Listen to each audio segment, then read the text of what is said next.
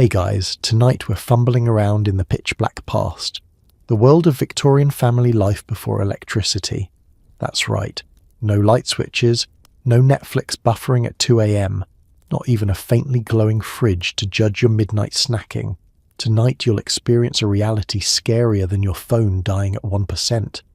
A world where every night was a blackout, every room was a shadowy guessing game, and your greatest hope for survival was a candle that smelled like sad beef.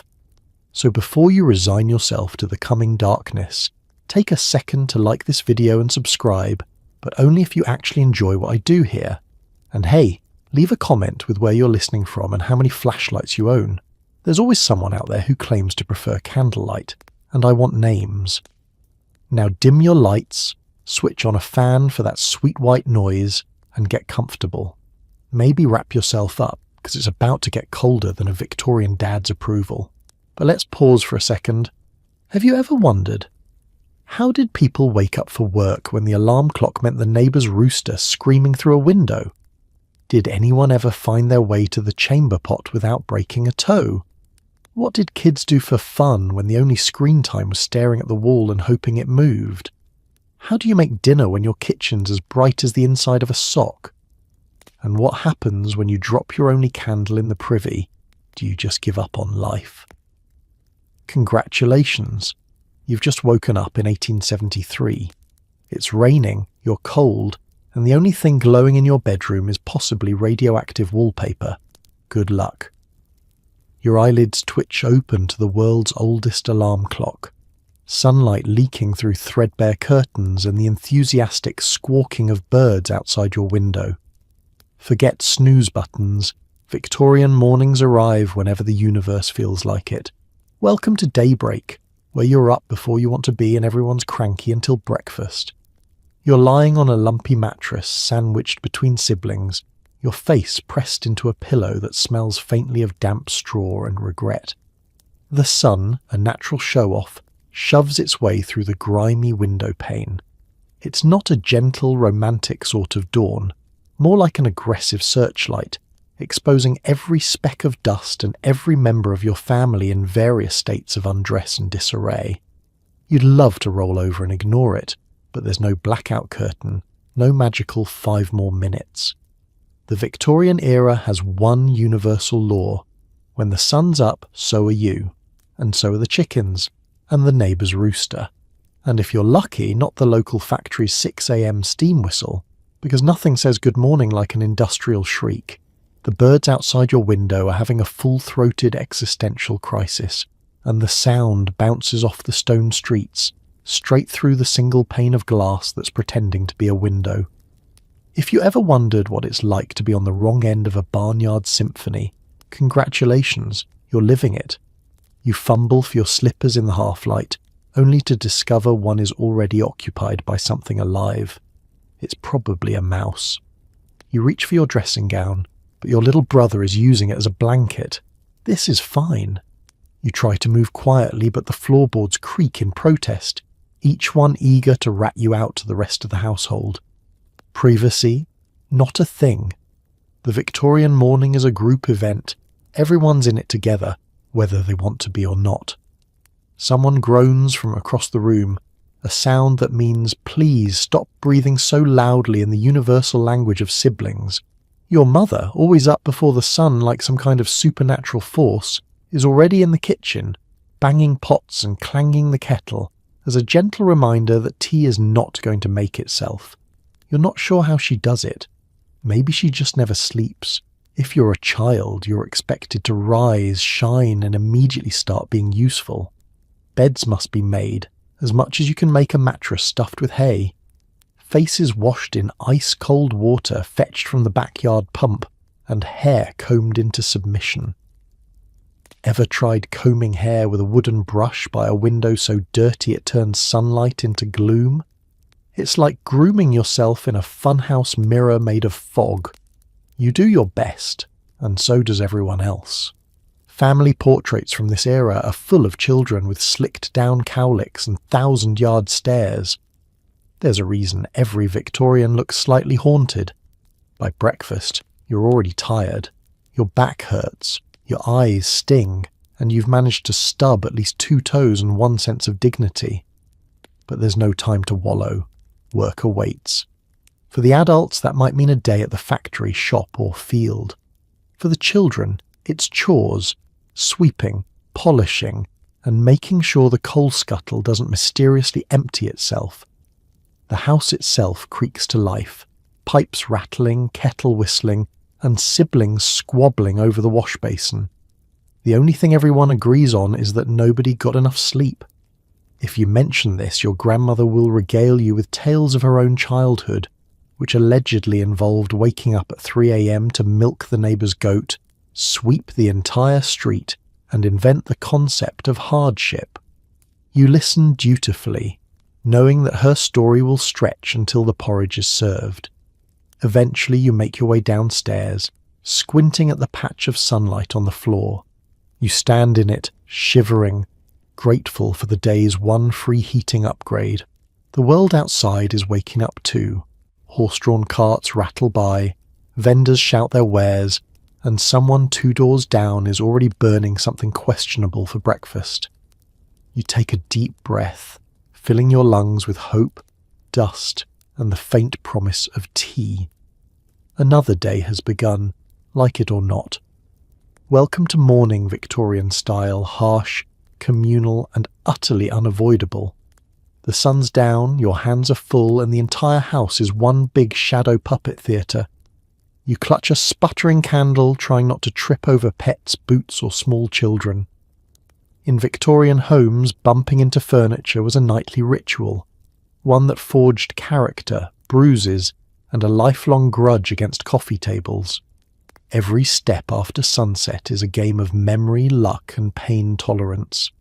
Your candle is more a suggestion of light than an actual beacon, sending wild shadows lurching across the walls.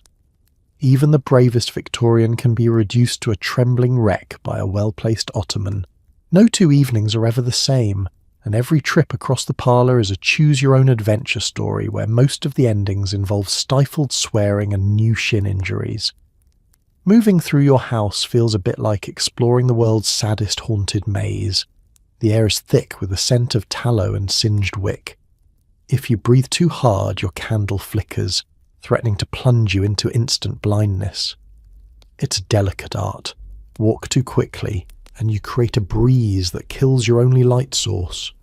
Move too slowly, and you risk falling asleep on your feet and waking up with a cat on your face. Candle in hand, you shuffle forward with all the confidence of someone walking across a Lego field in bare feet. Every object in the room is out to get you. Boots multiply at night, spawning new pairs in the path you walked safely just an hour before.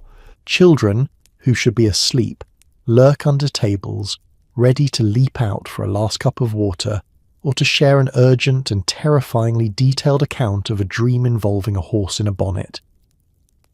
The family dog, meanwhile, has made it his mission to lie in the absolute darkest patch of hallway, blending into the floorboards like a furry tripwire-equipped ghost. You're never entirely sure where he is until you've stepped directly on his tail, which is followed by a yelp, a cascade of apologies, and the faint but definite feeling that the dog is plotting revenge. Let's not forget the decor. Victorians loved knickknacks, ornamental vases, decorative stools, inexplicable side tables, and chairs that exist solely to stub toes and baffle guests. Each one is an obstacle waiting for a victim, and by the end of the week, you can navigate them by the location of your bruises. The bruises themselves are like a private living map of where you've been and what you've survived. It isn't just the lower half of your body at risk. Ceilings are low, chandeliers dangle menacingly, and door frames are somehow always a half-inch shorter than you remember. Tall family members have learned to duck preemptively. Guests don't. They become cautionary tales for the next round of visitors. Occasionally the candle gives up altogether. You're left standing in perfect darkness, clutching a hot puddle of wax and wishing you'd paid more attention during how to light a match with one hand while panicking lessons. You debate your options. Stand still and wait for rescue, crawl to safety, or call out for someone to bring you another candle, which, in true Victorian fashion, will be met with groans about wasting precious tallow. Sometimes, if you're lucky, you'll catch a glimpse of another family member's candle bobbing down the hall like a distant flickering firefly. You move towards it, lured by the promise of light and companionship, only to realise too late that it's your sister who is in a mood, and she's just as lost as you are. This is the reality of Victorian evenings, each room a landscape of hazards, each journey an exercise in patience and creative language. And yet, after a while, you develop a sixth sense for obstacles. You learn the precise distance between your bed and the washstand. You can spot a stray boot in pitch dark by the way the air feels around your ankles. It's a family skill, passed down from generation to generation, like recipes or stubbornness. And in the morning, as the bruises bloom and the complaints are catalogued, you'll laugh about the great candlelit expedition that was another night at home, or at least you'll laugh after your toes stop throbbing. There's no gentle way to put this. When nature calls at 3 a.m, your options are a cold trek outside or a porcelain pot lurking under the bed. Miss the target and you're in for a cleaning job that would break modern spirits. Bodily functions, now with added horror, inconvenience and family witnesses. The chamber pot, a marvel of Victorian engineering really, a bowl with a handle and an existential crisis. If you're lucky, it's actual porcelain. If you're not, it's a battered tin that clangs like a church bell every time someone bumps it. The chamber pot is not a status symbol. It's a necessity, a humble but essential fixture of every family bedroom, its presence both comforting and deeply ominous. It sits quietly in the gloom, a silent promise that no one is above nature's call. Let's set the scene. It's deep night. The house is colder than the inside of a meat locker, and your only source of heat is the faint warmth left behind by your family's collective body heat and the vague memory of a coal fire now long dead. You wake, instantly aware that ignoring your bladder is no longer an option. The outside privy is somewhere beyond the reach of your bravery. The icy wind alone could kill you. That leaves the chamber pot. You fish for it blindly beneath the bed, praying no one else got there first, and that the cat hasn't mistaken it for a new water bowl. Using the chamber pot is a study in humility and logistics. For starters, you have to get out of bed without waking everyone else in your sleep pile. No easy task when you're wedged between a snoring uncle and a child who kicks like a mule. You ease your way to the edge, trying not to step on anyone or anything, and attempt to retrieve the pot without sounding like you're launching a naval attack. Every move is amplified in the midnight silence. The tiniest clink is guaranteed to be the loudest thing anyone has ever heard. The floorboards are traitors, squeaking with the glee of a child tattling on their sibling. There's no privacy here. Your night noises are everyone's business, and every awkward splash is a topic of conversation at breakfast. And then, the main event. Aim. The chamber pot is not a generous target. The margin for error is slim, and any mistake has immediate disastrous consequences. Too far and you're mopping up a tragedy before dawn. Too close and, well, let's just say you'll wish for a fresh change of everything. The pressure is real. In winter, there's the extra thrill of cold porcelain on bare skin. It's a bracing, soul-awakening sensation, better than coffee, if coffee made you question your life choices every time you drank it. Once business is done, you're faced with a return journey, sliding the pot carefully back under the bed and crawling back into the warm cocoon of your family's collective misery. Sometimes you get lucky and no one stirs. Other times, a sibling mutters, "Wash your hands," which is just their way of saying, "I know what you did, and I'm judging you from my pillow fort, and let's talk about the aftermath." In the morning, someone, usually the youngest or whoever lost the family lottery, is tasked with emptying the contents into the privy or tossing them out into the street. bonus points if your house faces a busy thoroughfare. This ritual is equal parts chore and social hazard. Heaven help you if you trip on the stairs or forget to close the lid. And don't even think about the smell, which lingers as a friendly reminder of last night's festivities. Victorian etiquette had many unwritten rules, but chamber pot protocol was practically an art. Knock before you reach, never use the pot out of turn, and if you must go twice, at least have the decency to apologise. And always pray that the pot is empty before you start. Modern plumbing has spoiled us. Indoor bathrooms are miracles we don't appreciate until the pipes freeze or the lights go out. The Victorians didn't have such luxuries. Their nightly dance with the chamber pot was a humbling reminder that progress is measured not in years, but in flushes. So next time you wake up in the middle of the night, grateful for a heated floor and a softly glowing bathroom, just remember, your ancestors faced the darkness with nothing but courage, a wobbly pot, and the faint hope that no one would remember their aim. Starting the day meant starting the fire, often with hands still half asleep and matches more stubborn than your in-laws. If you've ever fumbled with a lighter in the wind, imagine doing it with damp kindling and Victorian expectations. Congratulations, you're about to inhale more smoke than oxygen. There's nothing romantic about the dawn ritual of fire lighting in a Victorian home. Forget the charming image of a roaring hearth and a pot of tea bubbling merrily away. This is more of an Olympic event, one that requires speed, cunning, and a deep, reckless optimism that today, just maybe, the fire will light before you lose all feeling in your fingers, and the stakes are high. The entire household is depending on you for warmth, breakfast, and the faint hope that nobody will die of hypothermia before noon. First, there's the kindling, which is rarely dry and never where you left it. You root around in the scuttle, producing twigs of questionable integrity, scraps of last week's newspaper, and at least one spider who is deeply offended by your intrusion. Your hands are numb, your breath visible in the morning air, and your audience is growing.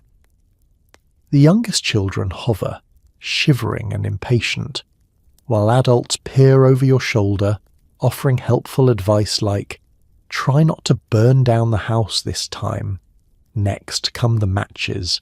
These are less instant flame and more mysterious objects that sometimes explode, sometimes fizzle, and always break at the worst possible moment. Victorian matches are a marvel of industrial age unpredictability. You strike one and pray it will produce a flame instead of a disappointing wisp of smoke, or worse, nothing at all. Some mornings, you go through half a box just to get a spark. Other mornings, you consider petitioning the Queen for a medal in futility. Let's talk about the technique. There's a special choreography to firelighting: strike, shield, hope, and repeat. You arrange your kindling just so, stacking it in a way that looks promising until it collapses.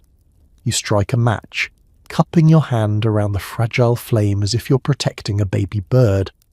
The match flares, your hopes soar, and then it's out, leaving you with scorched fingertips and a fresh sense of despair. You try again, eyes watering, lungs filling with the fragrant aroma of burning disappointment. Eventually the kindling catches, and for one glorious moment you feel like a wizard. But your triumph is short-lived.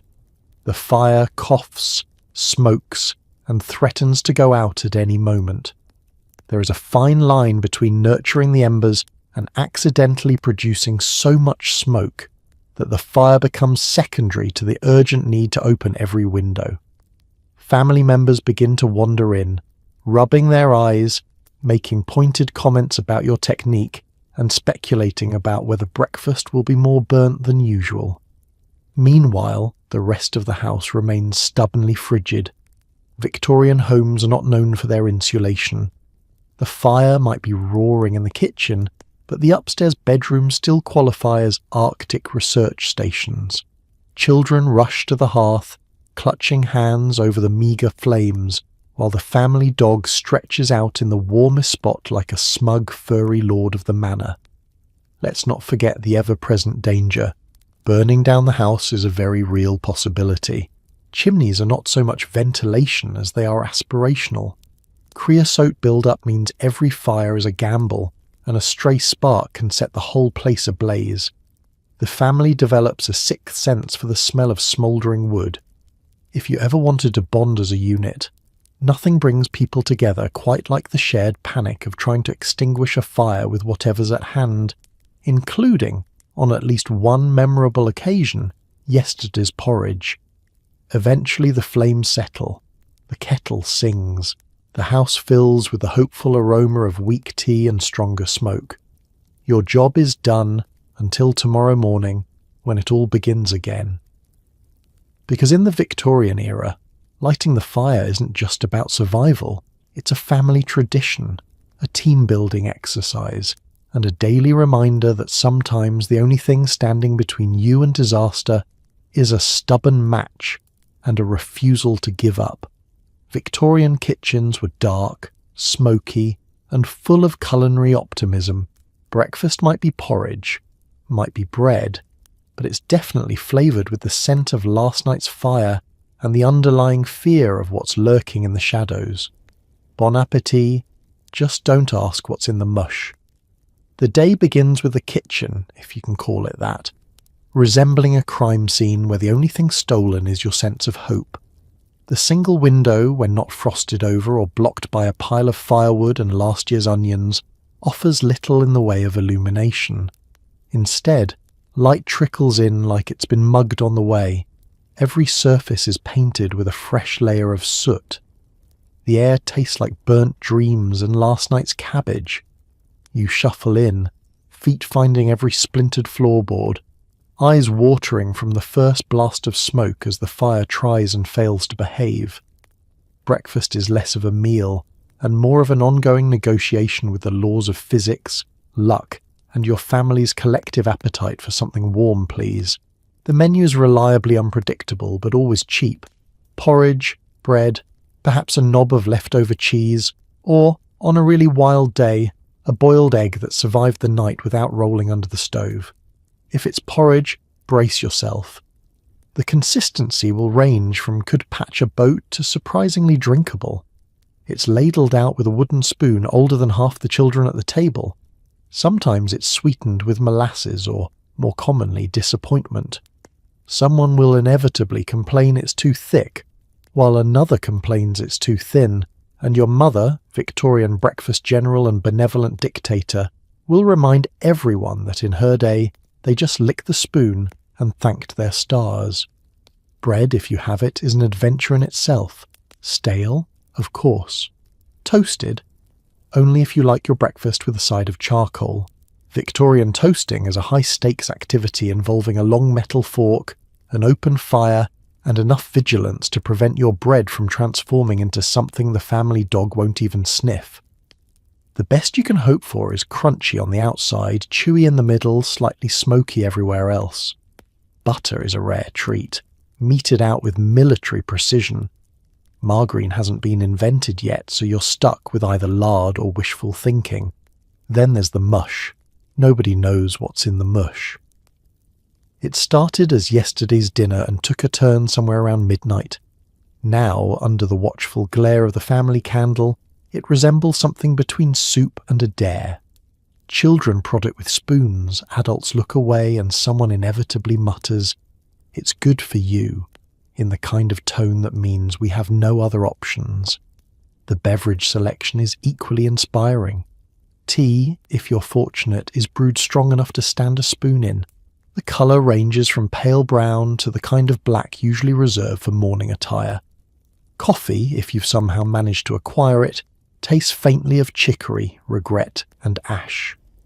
Water is always boiled, not for flavour, but because nobody trusts the pipes, the well, or the bucket someone filled from the pond last week. Milk, delivered by a neighbour with a suspiciously cheerful cow, arrives either tepid or already starting to become cheese, and always the sense that something is moving just out of sight. Victorian kitchens are alive, with mice, with drafts, with cousins who arrive unannounced and help themselves to the bread. Every now and then, a daring family member will attempt to rescue a bit of toast that's fallen into the embers. It's a dangerous game, involving a poker, a prayer, and at least one scorched sleeve. Breakfast is eaten quickly, with hunched shoulders and side-eye glances at the window to check if the sun has decided to finally show up. You eat for warmth, not pleasure. The conversation is quiet except for the occasional clatter of spoons and the universal complaint. It's cold in here, and yet for all its gloom and grit, breakfast is an anchor. It's the time when the family gathers, fortifies themselves, and prepares to face another day of soot, chores and adventure. The food might be questionable, but the ritual is not. Here, in the grey half-light and the haze of smoke, you are, however briefly, together. And if you manage to finish your mush without biting into a surprise, well, that's just Victorian luxury. With light at a premium, mornings are a game of tactile roulette. You reach into piles of scratchy wool, hoping to find something that's both clothing and yours. Occasionally you put on your spouse's socks or a child's mitten. Nobody notices. Everyone's half-dressed anyway.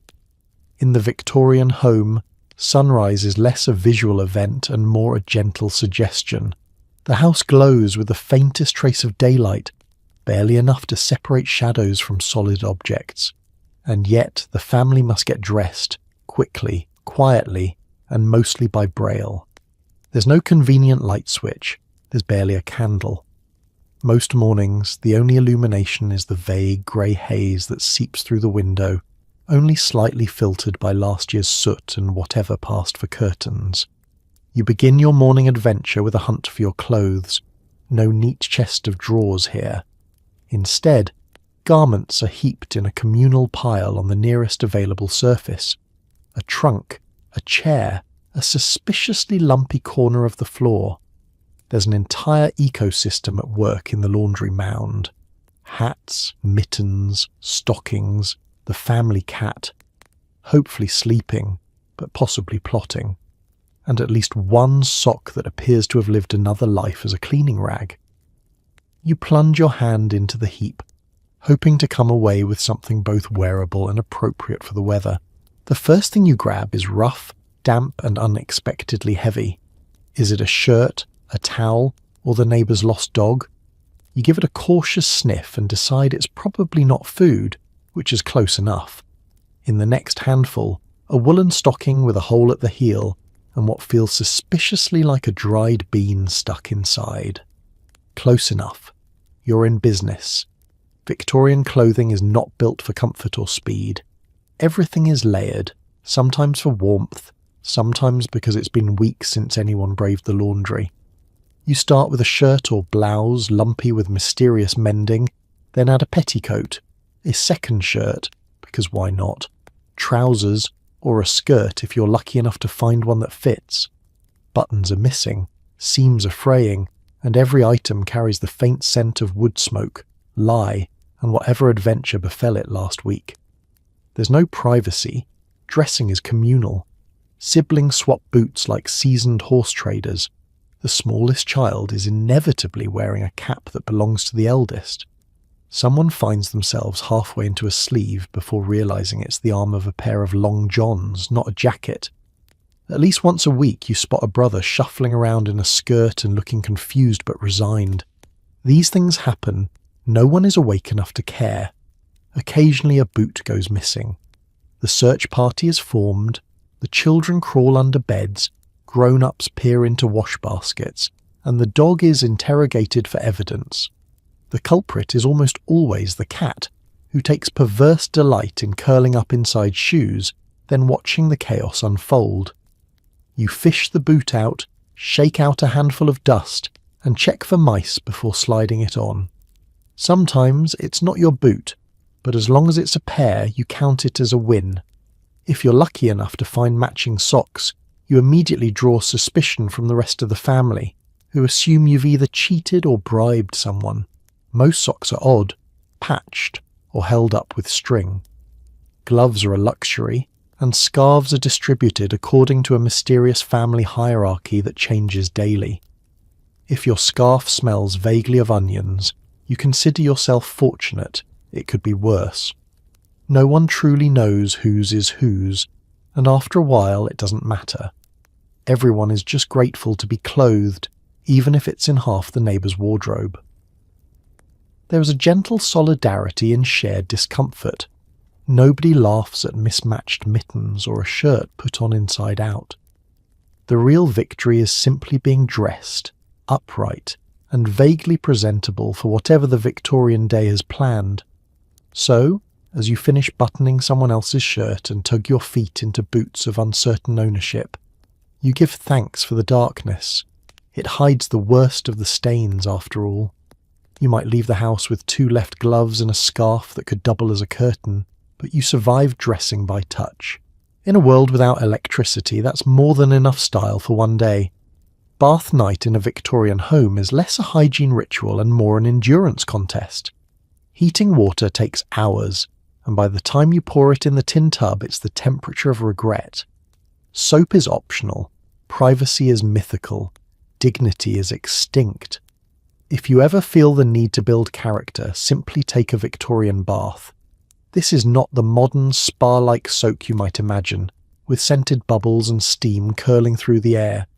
No, this is a logistical operation that starts in the kitchen and ends somewhere between frostbite and spiritual enlightenment.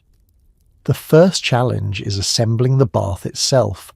A battered tin tub, usually dragged out from beneath the kitchen table or fetched from the yard. It's not built for comfort. It's built for survival, possibly doubled as a laundry basin, and definitely harbours memories of every previous user.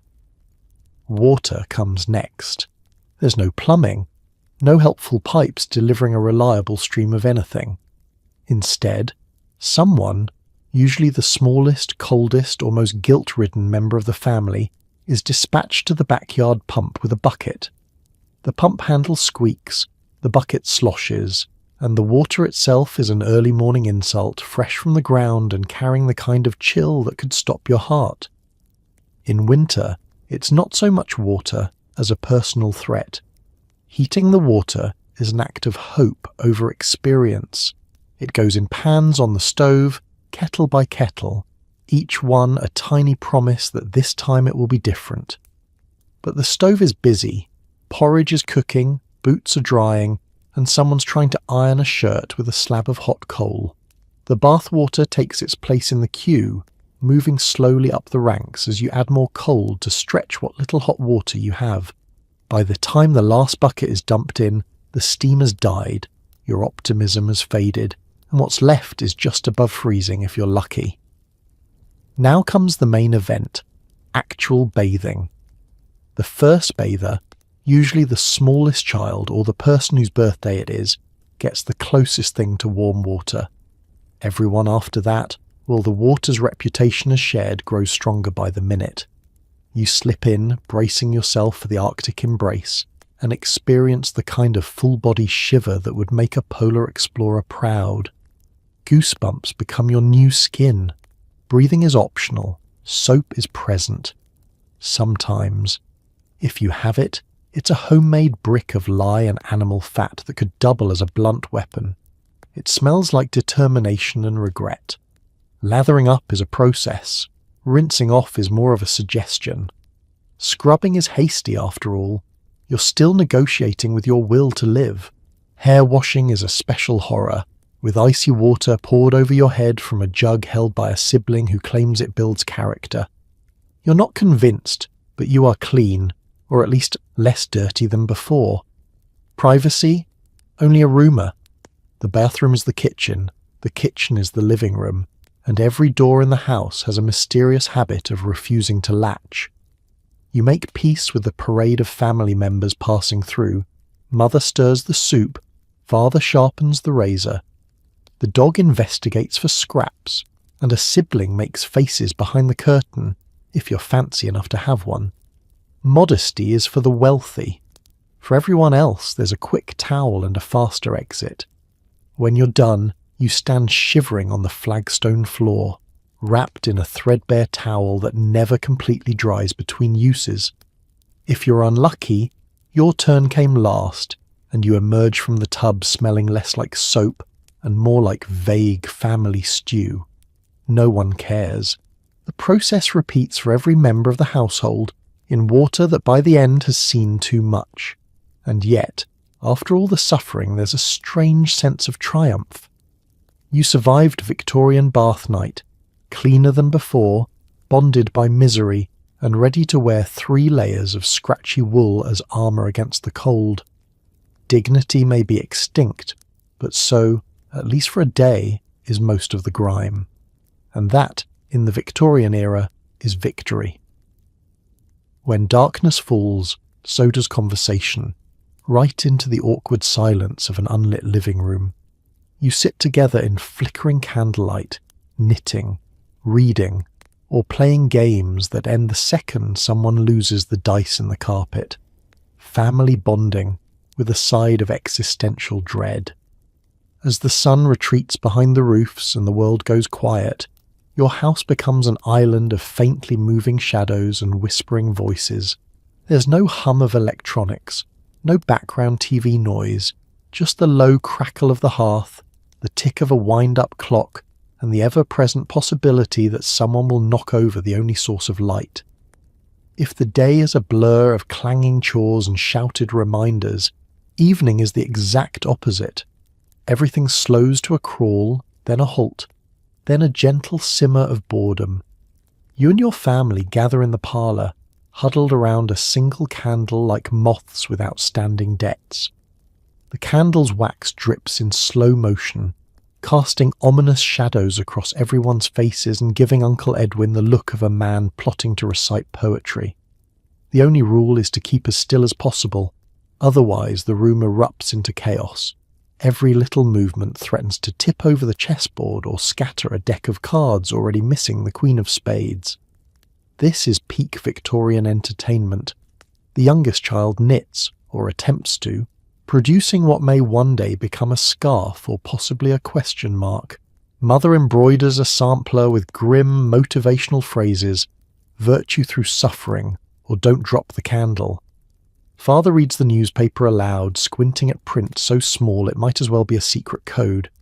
The article is about someone winning a prize pig 3 towns over, and for the next 30 minutes you all care deeply about that pig. Conversation comes and goes in odd waves. Sometimes it's a long rambling debate about whether it's going to rain tomorrow. Sometimes it's just the polite cough of someone who wishes it were bedtime already. There's a certain type of Victorian silence, thick, meaningful, and laced with the barely contained urge to admit everyone is bored out of their minds. If you're lucky, there's a game of draughts or dominoes to distract from the oppressive quiet.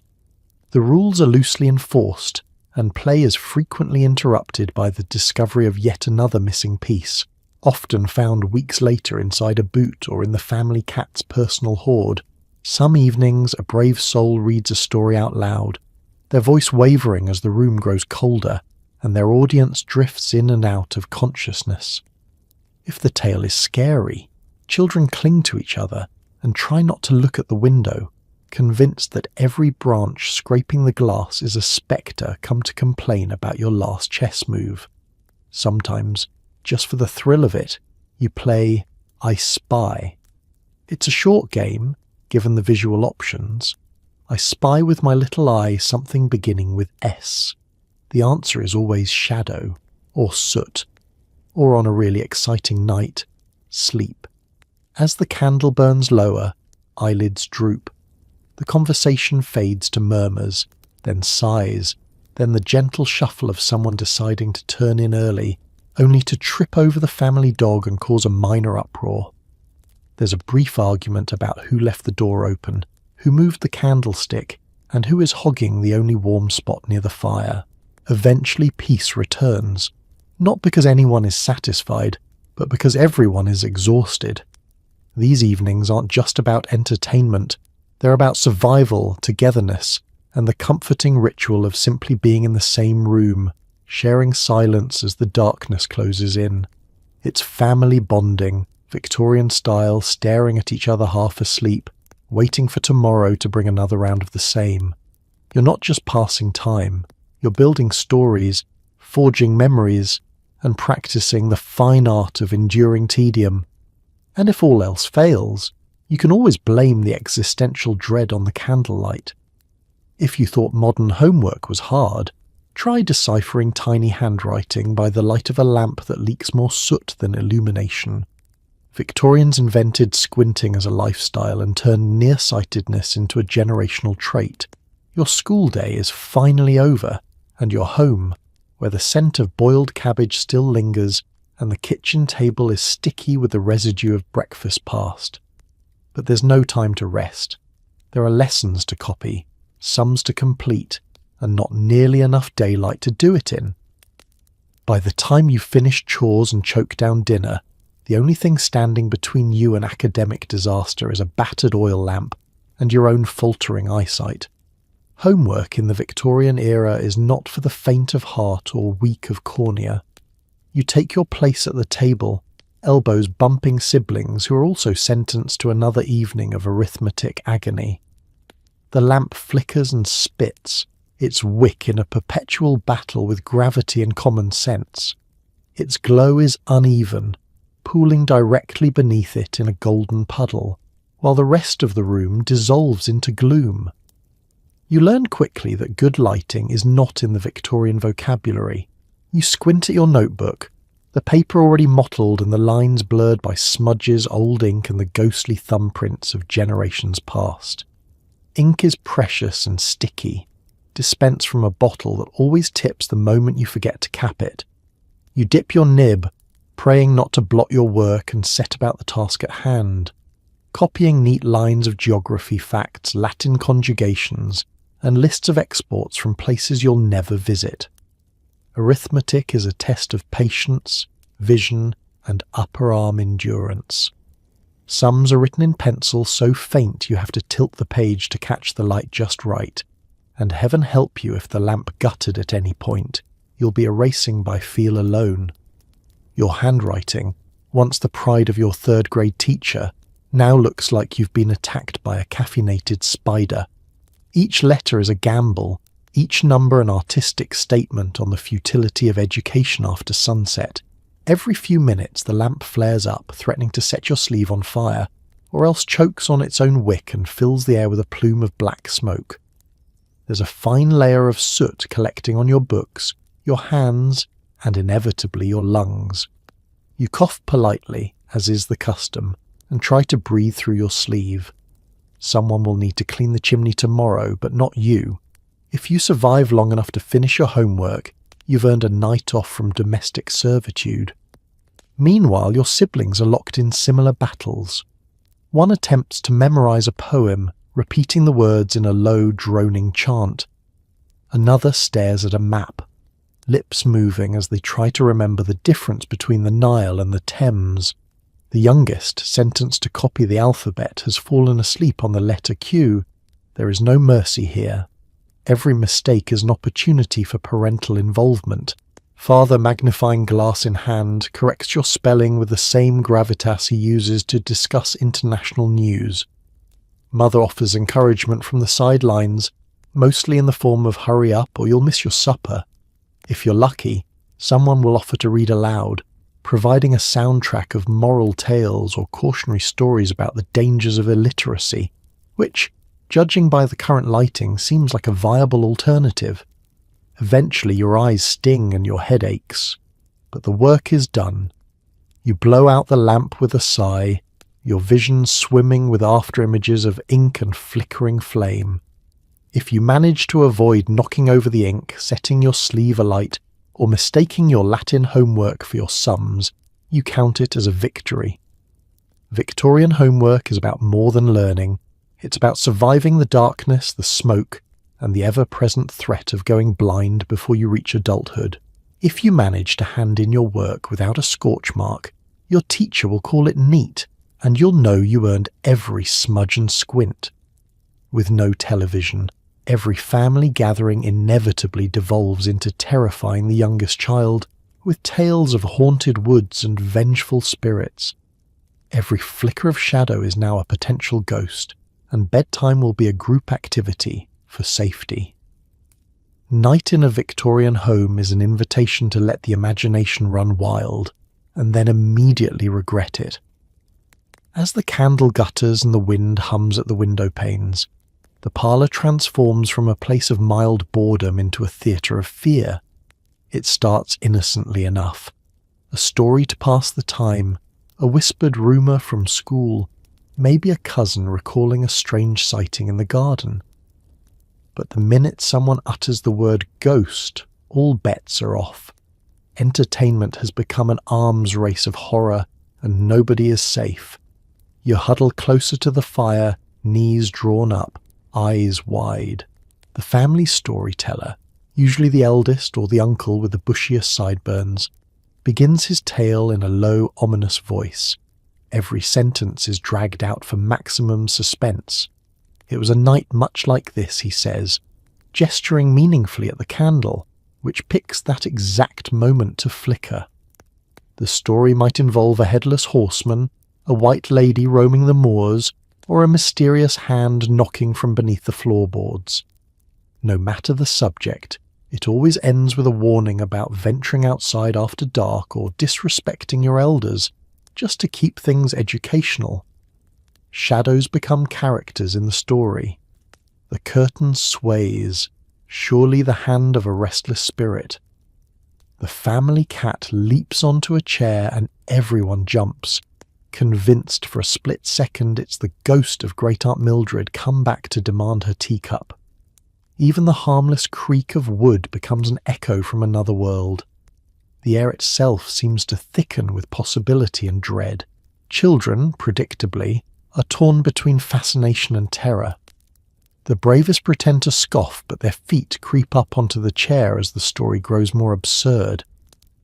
The youngest quietly negotiates with the family dog for protection, offering scraps of bread in exchange for sitting very, very close.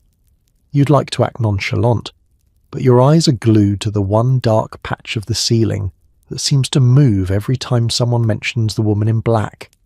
Adults play along too. Mothers cross themselves.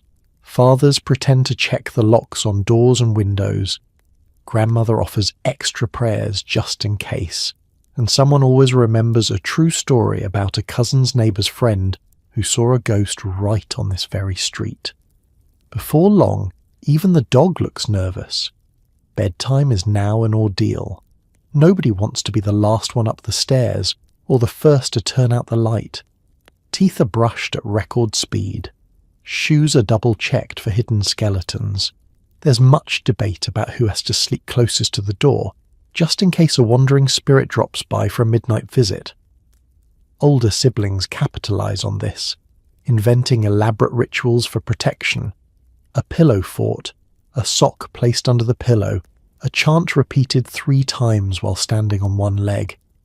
Eventually everyone piles into bed together, the usual rules about personal space abandoned in the name of survival.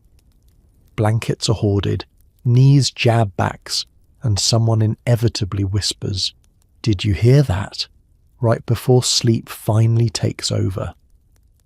Any unexpected sound, a tree branch scratching the glass, a mouse in the wall, the groan of the house settling, brings everyone instantly awake, hearts pounding. But with so many bodies crammed together, the fear is manageable. No ghost could possibly fit in this bed anyway. By morning, the terror has faded. The ghost stories become just stories again, and the only spirits left are the yawning children stumbling through breakfast. But the memories linger, tucked into the corners of the parlour and carried down through the years. Proof that even in the absence of electricity, Victorian families could always find a way to keep the night interesting and make sure nobody ever wanted to use the chamber pot alone. No insulation, single-pane windows and doors that close most of the way. The Victorian home was a wind tunnel with ambition. Every room has its own microclimate, and every attempt to keep warm is a group project in futility. You'd think 4 walls and a roof would be enough to keep out the elements, but Victorian architecture has other ideas. The minute October arrives, your house transforms into a climate experiment gone wrong. The sitting room is Siberia. The kitchen is the Sahara, except when it's the North Sea. And your bedroom toggles between walk-in refrigerator and tropical rainforest, depending on which way the wind is blowing and whether the dog has claimed the only warm patch of floor. You dress for the indoors the way mountaineers dress for Everest. 3 shirts, 2 pairs of socks, something woolen that used to be a scarf, and a shawl knitted by a relative with a grudge. Blankets are moved from bed to chair to lap in a daily migration pattern that rivals the great wildebeest herds. If you're lucky, you've got a hot brick wrapped in flannel, serving as both heating device and occasional bludgeon when a sibling tries to steal it. And still, the draft finds you. It's patient, creative, and absolutely merciless. It squeezes through cracks in the wall, seeps under doors, and howls down the chimney like a banshee with boundary issues. The best you can do is fight back. You jam rags into window frames, hang heavy curtains that might as well be tissue paper, and nail down every rug you own, but the cold air always wins. On particularly windy nights, you can see your breath in the hallway, and sometimes in the pantry, which is great for preserving the cheese, but less great for your toes. There's no such thing as climate control. There's barely such a thing as control. You learn to read the weather by the household's behaviour. If everyone is huddled in the kitchen, you know the rest of the house is officially uninhabitable. If the dog refuses to leave the hearth, you cancel any plans that involve walking more than 10 feet from the fire. Mother keeps a close eye on the curtains. When they move, she mutters oaths about the builder and starts another round of stuffing gaps with whatever's at hand. Old newspapers, scraps of fabric, a child who isn't moving fast enough. Sleep is a challenge. The night air snakes under the bedroom door and up through the floorboards, transforming your mattress into a chilly slab of regret. You cocoon yourself in every available blanket and tuck the covers under your feet like you're bracing for a siege. If you're not careful, you'll wake up with the unpleasant realization that your pillow has frozen to the wall. It's character building, they say. You suspect it's actually just cold. Attempts at warmth bring their own perils. The fire in the sitting room is moody at best, and if you huddle too close, you risk setting your nightshirt alight or singeing the family cat. Too far, and you may as well be outdoors. Occasionally someone proposes all family members sleep in the same room for warmth, which sounds cosy but quickly devolves into a snoring contest, a blanket war, and an impromptu retelling of ghost stories. See segment 10. There is a brief window each day between lighting the first fire and the last embers dying, when the temperature climbs from dire to slightly less dire. This is when chores are done, tea is made, and optimism peaks. It doesn't last. As soon as the sun sets, the house resumes its true purpose, testing your will to live and your tolerance for cold drafts, and yet somehow you persist. You shuffle from room to room, chasing warmth, inventing new ways to stuff cracks, and telling yourself, spring is just around the corner. The relentless draft never gives up, but neither do you. In this eternal battle, victory is measured in degrees. If you can get the temperature above freezing, you're basically winning. And if not, well, at least you have a new reason to complain over breakfast. Washing clothes means hauling buckets, boiling water, scrubbing with soap the consistency of gravel, and wringing things out until your arms ache. It's CrossFit, but with less enthusiasm and more mildew. Laundry day in a Victorian household isn't so much an event as it is an ordeal, one that takes all day, several gallons of water, the collective upper body strength of the family, and a small but fervent prayer for dry weather. There's no quick cycle, no spin setting, no friendly beep to let you know your socks are ready. There is only labour, and more labour, and the growing suspicion that your shirt is plotting against you. It starts before sunrise, as all good Victorian sufferings do. First, there's the matter of water. You haul it, bucket by bucket, from the nearest pump or well, arms wobbling, shoulders burning. The lucky families have a water pump indoors, but most just have a sturdy pair of boots and the hope that the ground hasn't frozen solid. The buckets are heavy, the handles dig into your hands, and by the time you've got enough to fill a copper tub, you've already broken a sweat and your day has barely begun. Now comes the boiling, because nothing says clean like scalding steam and the possibility of third-degree burns. You set kettles on the stove, feeding the fire like a dragon, coaxing out enough hot water to make the clothes at least pretend to be sanitized. Everything that can hold heat is pressed into service. The stew pot, the kettle, the random tin cup that's missing a handle. The kitchen becomes a sauna, except with less relaxation and more yelling about where all the clean towels have gone. Next is the soap. Victorian laundry soap is not the sweet-smelling, pastel-hued bar you might recognise from modern commercials. No, this is a homemade brick of lye and animal fat that's so gritty it could double as sandpaper in a pinch. It's stored on a high shelf, for safety, because children and curious pets must be protected from its mysterious power. And when you use it, your hands come away red and tingling. Some claim it builds character. Most just accept it. Builds calluses. Clothes are scrubbed on a ribbed washboard until your knuckles are raw, and your patience is thinner than the family nightshirt. Every stain is a personal affront. Grass, soot, ink, and whatever mysterious substance your younger sibling decided to roll in this week. You dunk, scrub, slap, and rinse. Repeat. Then repeat again, just to be sure. If your arms don't ache and your back isn't screaming, you're probably doing it wrong, or you're just stuck on handkerchiefs. Wringing out the laundry is an event in itself. You twist shirts, socks, and sheets with the single-minded determination of a Victorian matron facing down a door-to-door salesman. Water pours onto the flagstones, and your arms develop muscles you didn't know existed. The best-case scenario is that your clothes are only damp when you finish. The worst case is that you wrung so hard, you snapped a button, tore a seam, or flung a sock out the window and into the neighbour's cabbage patch.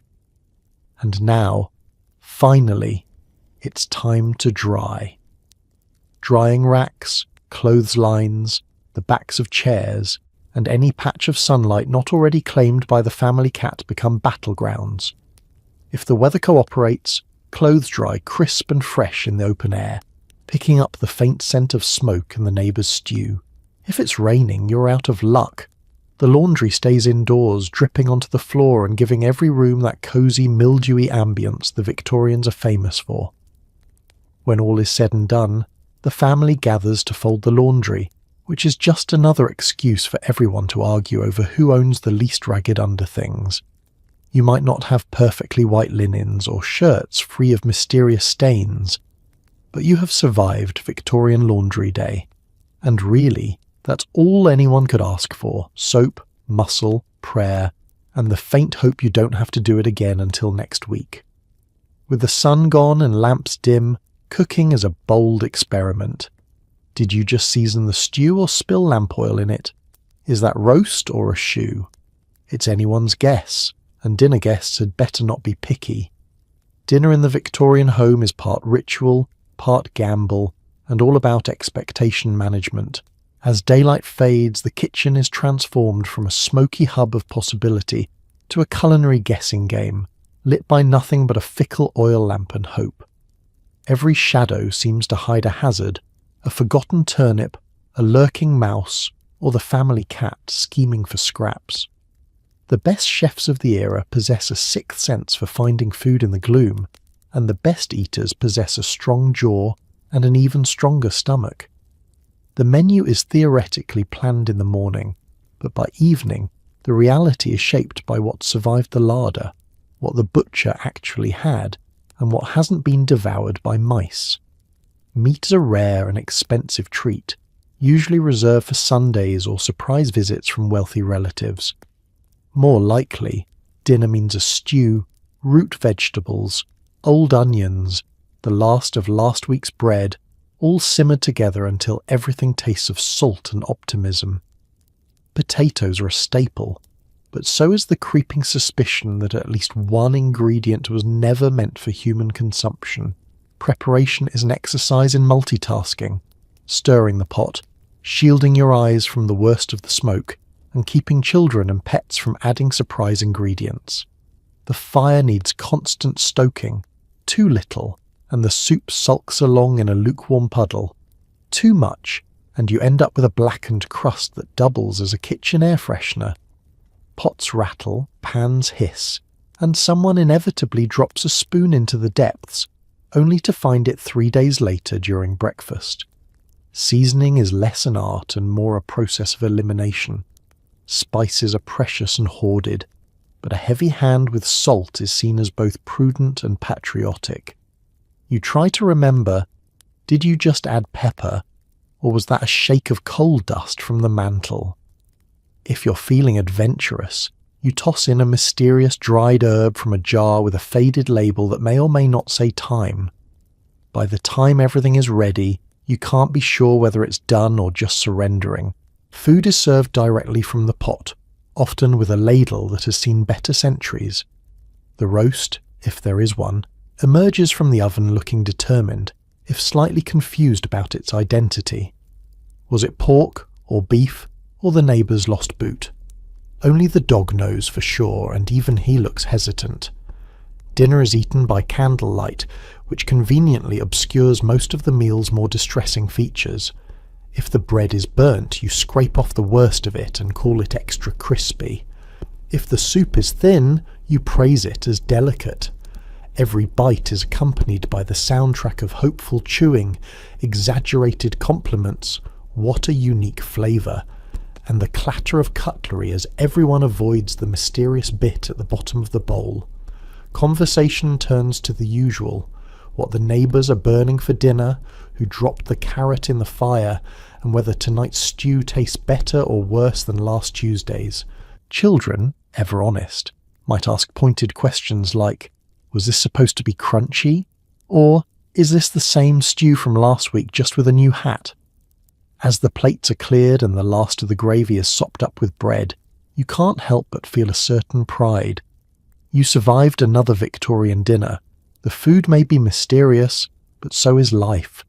If no one chokes and the cat is fed, it's considered a roaring success. Because in a world without electricity, every meal is a leap of faith, and every dinner, for better or worse, a new family legend. Central heating is a fantasy. Real Victorians share beds, siblings, parents, sometimes the odd visitor. If you want a pillow, claim it fast. If you want blankets, invent a time machine. Forget any modern ideas about personal space or queen-size mattresses. In the Victorian household, the bed is less a private sanctuary and more a communal holding pen, one where warmth is shared, alliances are tested, and nightly grievances are aired in silence. The average family's sleeping arrangements would look, to modern eyes, like an overcrowded sleepover gone slightly wrong. It starts with the claim. The first one in gets the warmest spot, usually in the middle, flanked by bodies on all sides, nature's insulation, but with more elbows.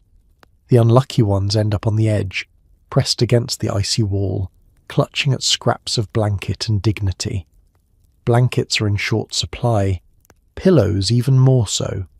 They're distributed according to a family logic that changes nightly, sometimes based on age, sometimes based on who lost at parlour games, and sometimes based on who can grab the fastest. If you don't move quickly, your pillow will be a rolled-up coat, and your blanket is last year's curtain. You'd think there'd be order, but no. Each night, it's a tangle of arms and legs, toes seeking warmth, knees poking ribs, and the eternal question, who stole the covers? Arguments are whispered, not so much to keep from waking others, but to maintain plausible deniability. Passive aggression is performed in shifting body weight and pointed size. There are no winners, only survivors. The youngest children get stuffed into the middle, a spot that's both safe from drafts and guaranteed to make them regret all that fidgeting. Parents arrange themselves around the edges, ready to defend the border from blanket incursions. Siblings jostle for prime real estate, negotiating treaties that last until the first kick of the night. Occasionally, a cousin or family friend appears in the sleeping arrangement, either as a special guest or a punishment for some household infraction. If you've ever tried to sleep with a stranger's cold feet pressed against your shins, you have a sense of the chaos. Then there's the noise. Victorians snore with a vengeance, and the acoustics of a shared bed are such that every cough, sniffle, and midnight sigh is amplified. Someone always talks in their sleep. Someone else always mutters dire threats about what will happen if they're woken up before dawn. The family dog is never far away, curling up at the foot of the bed or, on bolder nights, squeezing between the humans for a slice of the warmth. Comfort, in the traditional sense, is rare. Mattresses are lumpy and uneven, stuffed with straw, horsehair, or the sort of things that attract friendly colonies of bedbugs. You can never quite get comfortable, but you learn to sleep lightly, developing a sense of when the blanket is about to be stolen and when to brace for the inevitable cold draft that creeps in every hour. Sleep comes in fits and starts, interrupted by shuffling bodies, whispered complaints, and the constant low-grade wrestling match for a little more space. But there is a strange solidarity in the shared suffering. The warmth is real, even if it's unevenly distributed. The whispered conversations, the midnight giggles, and the odd sense of togetherness become their own comfort. In the worst of winter, nobody faces the cold alone, not even the guest who snores loudest. Morning arrives with a symphony of yawns, aching backs, and triumphant cries of, "I got the pillow all night!" The blanket is usually on the floor, someone's hair is tangled in someone else's button, and you emerge from the pile only slightly more rested than when you entered. Yet for all its discomfort, the shared Victorian bed is a nightly lesson in compromise, cooperation, and the power of collective warmth. If you want solitude and silence, try the garden shed, but you'll miss the best family stories and the rare feeling of beating the cold together. Keeping the fire burning through the night is a job for the unlucky or insomniac. You stumble out of bed to poke coals, trip over the dog, and realise you've let the room get cold enough for your breath to freeze. Job well done. The nightly vigil begins the moment the house goes dark and the last conversation has faded into a chorus of snores and the occasional complaint about cold feet. The fire is the silent family member, temperamental, vital, and not above punishing anyone who takes it for granted. In a world without electricity, a healthy fire is the difference between waking up refreshed and waking up encased in your own personal frost layer. The night watch is never glamorous. There's no uniform, no applause, and certainly no hot cup of coffee waiting for you. Instead, you're roused at some ungodly hour by the prickling certainty that the embers are dying, and if someone doesn't act soon, tomorrow's breakfast will be served in a kitchen best described as alpine. You fumble for your dressing gown, cursing whoever designed houses with stone floors and drafty corridors, and set off on your noble quest. You don't use a lantern, why waste oil? So your journey is lit by memory, moonlight, and the faint orange glow from what's left of the fire. Along the way, you collect hazards: a stray boot, a cat who objects to being stepped on, and, always, that cold patch of floor that makes your teeth ache just thinking about it. By the time you reach the hearth, you're awake enough to resent everyone still asleep. Tending the fire is part skill, part luck, and part unspoken ritual. You kneel down and inspect the situation. Are the coals still glowing, or is the fire just pretending to be alive out of spite? If there's hope, you prod the embers with a poker, add some kindling, and whisper encouraging words like, "Just one more hour, please." Sometimes the fire flares up in gratitude. Sometimes it pouts and refuses to cooperate. in which case you end up blowing on the coals until you're dizzy and reconsidering your life choices. Should you succeed in reviving the flames, there's a moment of triumph, a fleeting sense that you have, if only briefly, mastered the elements. If you fail, you go back to bed plotting elaborate revenge on whoever drew the night watch straw, or you try to wake a sibling and convince them it's their turn. Every family has its own firekeeping traditions. Some rotate shifts, some trust the eldest, or the lightest sleeper, or simply whoever is most likely to trip over the dog on the way back to bed. Children are sometimes pressed into service, a rite of passage that builds character and calluses. Grandparents, who claim to wake up naturally, are often found snoozing in a rocking chair, poker still in hand, dreaming of tropical climates. It's a communal operation. The morning stories always include a fire report. Who braved the cold, who let the room freeze, and who accidentally set their sleeve on fire. Again. If the fire has died, everyone blames the night watch. If the fire is roaring, no one says thank you, but at least the day starts above freezing. Keeping the fire alive is not just a chore, it's a nightly reminder of Victorian resilience, stubbornness, and the power of teamwork, even if half the team is asleep. In a world where warmth isn't guaranteed, the person who tends the fire is both hero and scapegoat, celebrated in silence and blamed out loud. So, if you ever wake up in a modern home, warm and comfortable, maybe whisper a quiet thank you to your Victorian ancestors, the bleary-eyed, slipper-wearing sentinels who kept the flame alive. And remember, somewhere in history, someone is poking the coals so you don't have to. If your vision survived childhood, it's about to meet its match. The daily news arrives in tiny print to be read aloud by someone with patience, a magnifying glass, and a surprising tolerance for nonsense. In the Victorian household, getting the news isn't as simple as scrolling on your phone before breakfast or flipping through television channels. It's a daily ritual and an obstacle course for the eyes, the nerves, and especially for poor Grandpa, who is somehow always nominated as the household's official reader. The day's paper arrives folded, smudged and already out of date, its pages stamped with headlines that might as well be printed in code. The font is minuscule, the ink half vanished, and every column is wedged so tightly together that just locating the beginning of a story is an act of faith. It begins with the gathering. The family clusters around the one decent lamp, everyone elbowing for the best patch of dim, flickering light. Grandpa takes his place, spectacles perched at the very tip of his nose, brow furrowed in concentration. Someone fetches the magnifying glass, the good one, not the one with a mysterious crack, and the show begins. Reading the Victorian newspaper is less about receiving information and more about deciphering a cryptic puzzle, while your audience gradually loses interest. Grandpa holds the page at arm's length, then up close, then sideways, seeking the precise angle where the letters blur into something approaching legibility. The print dances in and out of focus, the inkblots conspire against you, and no one is quite sure whether the headline reads coal shortage imminent or goat shortage imminent. In this house, both are equally alarming. As he reads aloud, every other word is a guess.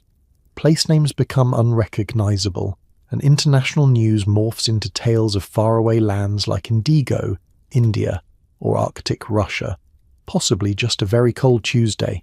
Grandpa's voice rises and falls with the shadows, occasionally punctuated by a deep sigh or an editorial comment, "Well, I never," or "what utter nonsense," which only adds to the confusion. Meanwhile, the rest of the family reacts in their own ways.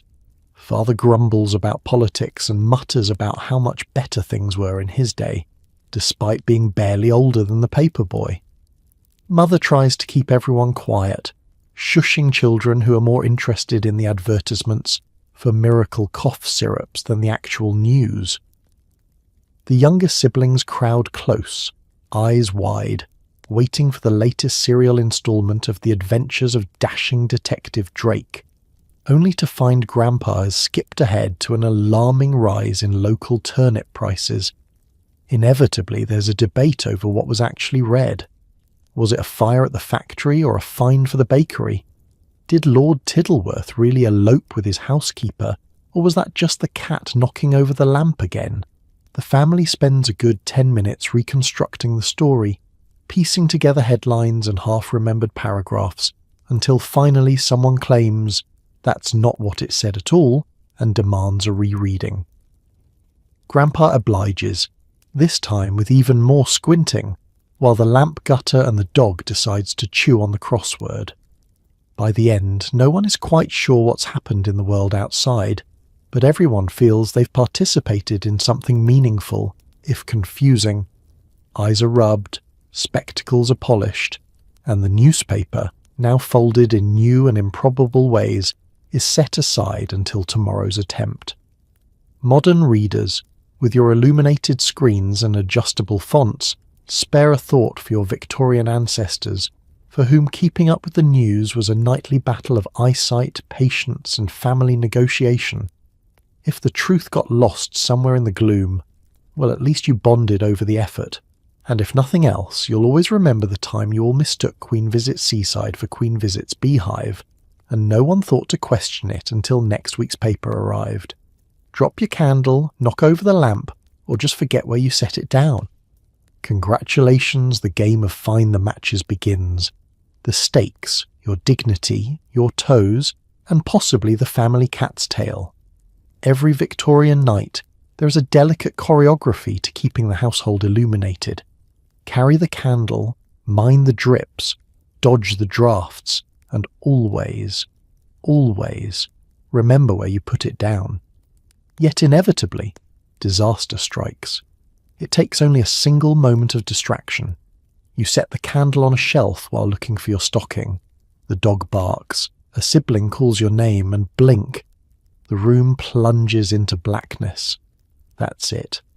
The great darkness has returned, and now every piece of furniture has become a predator lying in wait. Panic is immediate and universal. First comes the frantic pat-down of every nearby surface. Is the candle here? No. Is it here? Also no. Why are there so many unlit objects that feel exactly like candles but absolutely aren't? The family's patented candle search maneuver commences, arms outstretched, hands shuffling across the table, every step measured and hesitant like someone trying to cross a minefield in fuzzy slippers.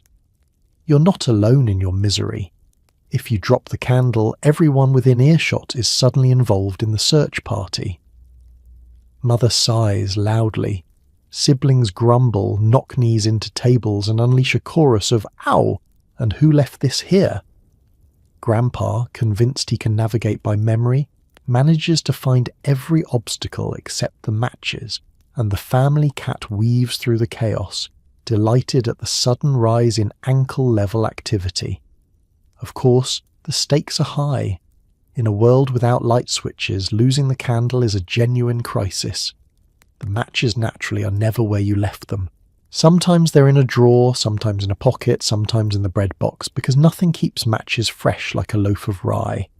And even if you do find them, there's the added drama of actually striking one without setting fire to your sleeve, your dignity, or the wallpaper. Until the candle is found or relit, the entire house is at the mercy of the dark.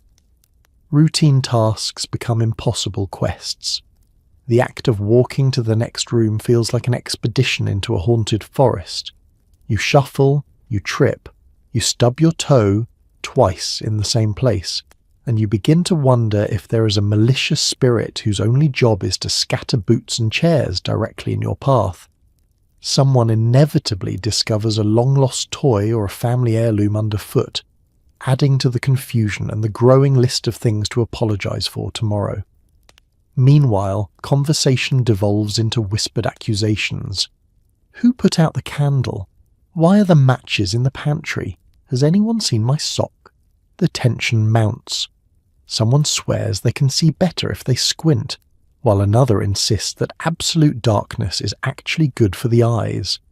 These arguments only end when a solution emerges, usually in the form of an ancient half-burned stump of a candle discovered by a heroic searcher in the bottom of the coal scuttle. At last, light returns. It's feeble, flickering, and accompanied by the scent of singed fingertips and collective relief. The faces of your family reappear, blinking and slightly cross, surrounded by the evidence of your search: overturned chairs, scattered shoes, a cat still gleefully pouncing on invisible toes. No one mentions the panic. Everyone pretends it didn't happen, but the lesson is clear. In the Victorian home, the candle is more than a source of light. It's a lifeline.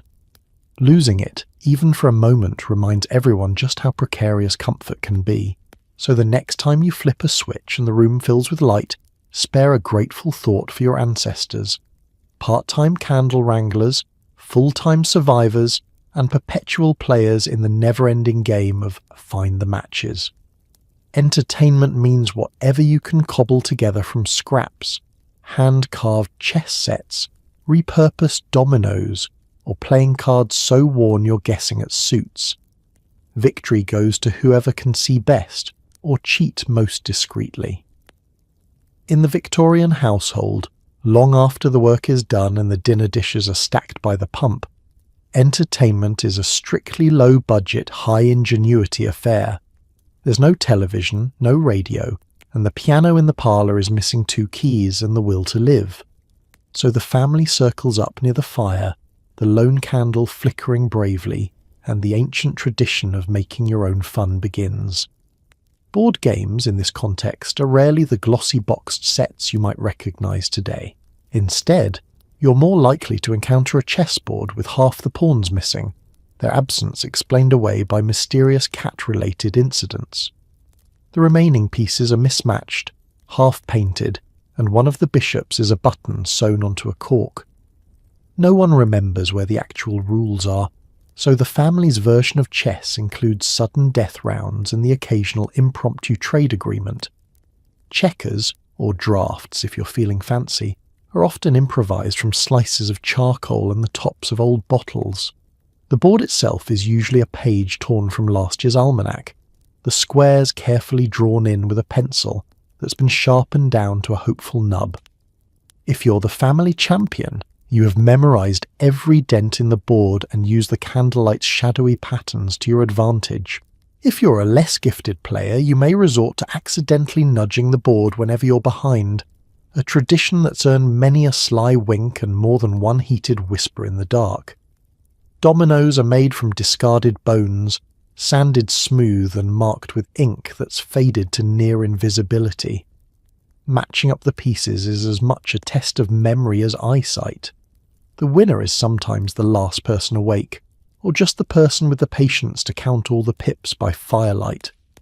Cards are a family favourite, if only because everyone agrees that no one actually knows what suit half the cards belong to anymore.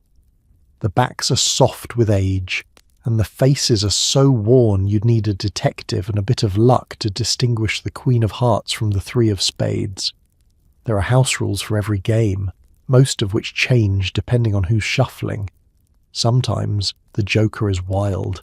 Sometimes it's your cousin Henry, who's always trying to invent new rules that favour whoever has the most buttons in their pocket. If a game gets too heated, someone might suggest a round of charades, surely the most challenging Victorian pastime, with only shadows, mumbled clues, and the looming threat of knocking over the candle. It's less guess the phrase and more try not to set the sofa alight.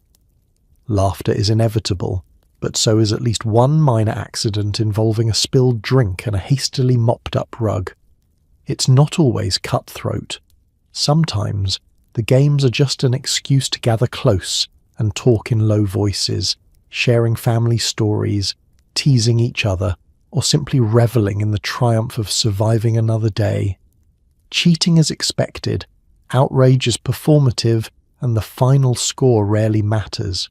The real win is the warmth, the flicker of light, and the feeling, however brief, that the world outside the window has faded away. As the candle burns low and the fire settles into embers, the games draw to a close. The winner may receive a proud handshake or an extra piece of burnt toast in the morning. The losers, meanwhile, will have all night to plot their revenge and maybe, just maybe, to craft a new game piece or two for next time. In the Victorian night, victory doesn't always go to the swift or the skilled. Sometimes it's just about keeping your eyes sharp, your wits sharper, and your fingers crossed that no one notices you're playing with a queen of something or other in every hand. When someone falls ill, the doctor arrives with a grim look and a lamp that makes everything spookier. Diagnosing by firelight is a lot like reading tea leaves, mostly hopeful guesses and a side of ominous muttering. Victorian medicine is not for the faint of heart or the weak of stomach. The first sign of trouble is usually the sound of coughing echoing down the draughty hallway, followed by mother's worried frown and father's declaration that it's probably nothing. But in a world with no central heating, plenty of damp corners, and a family policy of sharing every sniffle, probably nothing has a way of becoming definitely something overnight. As the patient is bundled in blankets and propped up near the fire, the rest of the household springs into anxious candle-lit action. Someone fetches a basin of water, someone else consults the family book of home remedies. For fever, apply a warm brick and hope for the best. And children are sternly warned not to breathe too close. The house itself conspires against you. Every shadow looms larger, every draught feels like a personal insult, and every groan from the patient is amplified by the silence of the night. When things take a turn for the worse, the doctor is sent for, a process that may involve sending the fastest child sprinting down dark streets, or, if luck allows, flagging down the doctor's carriage as it rattles past. The arrival of the doctor is an event in itself. He sweeps in, cloaked in the scent of wet wool and anxiety, carrying a battered leather bag and the sort of lamp that turns every face in the room a ghoulish yellow. His presence inspires both hope and fear. After all, this is a man who once diagnosed your neighbour's cow with general malaise and prescribed more hay. The examination is a ritual, performed in near darkness and total silence, save for the occasional wheeze from the patient and the low murmur of medical terms that may or may not be real. Let me see your tongue. Say, ah. Cough, but gently. Now, which side hurts more when I poke it? The lamp is held aloft, casting wild shadows that make every symptom look worse. Grandpa, watching from the corner, mutters that in his day, you just bit down on a stick and hoped for morning. Diagnosis, such as it is more art than science. The doctor squints, listens, prods, and finally delivers his verdict with all the gravity of a judge at sentencing. It's a touch of ague, or perhaps a chill of the humours. A little less draught, a little more broth, and we'll see how the night treats them. There's a prescription for rest, possibly a poultice, definitely a stern warning about the dangers of night air, and, if you're lucky, a small paper packet of mystery powder to stir into water. Side effects may include everything. If the illness lingers, the home is transformed into a makeshift infirmary. Candles burn low, soup simmers constantly, and everyone walks on tiptoe, speaking in whispers. Neighbours stop by with advice, horror stories, and the occasional pie. The patient is visited by every member of the family and inevitably by the family cat, who is convinced that laps are healing. The uncertainty is the worst part. Is it a cold or something dire? Scarlet fever or just the damp talking? No one knows, and the doctor's advice to wait and see is both comfort and curse. At last the crisis passes. Either the patient recovers or everyone adjusts to a new, slightly noisier cough in the house. The doctor departs, lamp swinging, cloak billowing, and the family breathes a sigh of relief, and possibly coughs a bit more just to be sure. And so, in the flicker of firelight, you learn that in the Victorian era, getting sick is a group project, and diagnosing by candlelight is equal parts medicine, luck, and family legend. If you make it through the night, you're halfway to a cure. Without electric lights, you share the evening with all manner of critters who view darkness as an open invitation. There's a reason Victorian families kept cats. They're quieter than screaming about rats at midnight. When the sun dips below the rooftops and the last candle is snuffed out, your Victorian home transforms into a bustling underground metropolis, a city run by creatures with far too many legs and an unhealthy interest in your leftovers. You might think you run this house, but as dusk settles, the rats and roaches move in with all the confidence of entitled squatters. It starts with a telltale rustle from the pantry. Not the soft scurry of a timid mouse, but the bold scrabbling of a rat with places to be and bread to pilfer. You freeze mid-step, ears straining, as the sound is echoed by the patter of tiny feet along the baseboard. You want to ignore it, but the growing clatter makes it impossible. The darkness, thick and all-encompassing, only makes things worse. Every shadow looks suspicious. Every shape at the edge of your vision could be a whiskered intruder. You tiptoe around the room, hoping your slippers are the only things you step on. Victorian homes with their cracks and gaps are a paradise for pests. Rats have a sixth sense for a kitchen's weakest point, squeezing through holes that seem physically impossible, only to materialize under the table at the exact moment you drop a crumb. Roaches, meanwhile, take full advantage of the darkness, skittering across surfaces in search of anything remotely edible, or not. Some days, you swear they're just there for the company. Your weapons are limited. Traps and poison exist, but traps only catch the dumb ones and poison requires money, and a certain amount of bravery to set it out in the first place. The family cat is your frontline defense, a furry, silent stalker who wages war on all things rodent. Cats are respected members of the household, not for their charm but for their utility. A cat curled by the hearth during the day is a relentless night shift assassin, always on patrol. If you're lucky, you might even find gifts at your feet come morning, a gesture of feline goodwill, or possibly just a statement about your sweeping skills. Still, not all pests are so easily discouraged. Cockroaches, for instance, are proof that even in the absence of modern fast food, nature finds a way. You spot one darting up the wall and try to squash it, only for it to vanish into a crack too small for even the bravest spoon. The next day, it'll be back, possibly with friends, to laugh at your efforts and nibble on the wallpaper paste. Family members become expert spotters and alarm raisers. "I saw something," is the nightly refrain, followed by a mad dash for the nearest shoe or broom. Grandmother swears by sprinkling flour in corners to spot rat footprints. It's science. While father insists on lighting extra candles as if roaches will respect a well-lit border, children become accidental accomplices, dropping crumbs and smuggling snacks under pillows, essentially running a bed and breakfast for the house's unwanted guests. There are tales, half true, half exaggerated, of legendary rats the size of small dogs, of beetles that survived the Great Flood, of a spider who once chased a guest out of the parlour. These stories are told with pride, exasperation, and a healthy dose of resignation. After all, if you can't beat the pests, you might as well make them part of the family folklore. And so, every evening, you tuck your feet up on the chair, pull the blankets a little tighter, and give the cat an extra scratch behind the ears. You fall asleep to the sounds of the tiny empire stirring below the floorboards, comforted only by the knowledge that tomorrow at least you'll have someone else to blame for missing bread and mysterious holes in the cheese.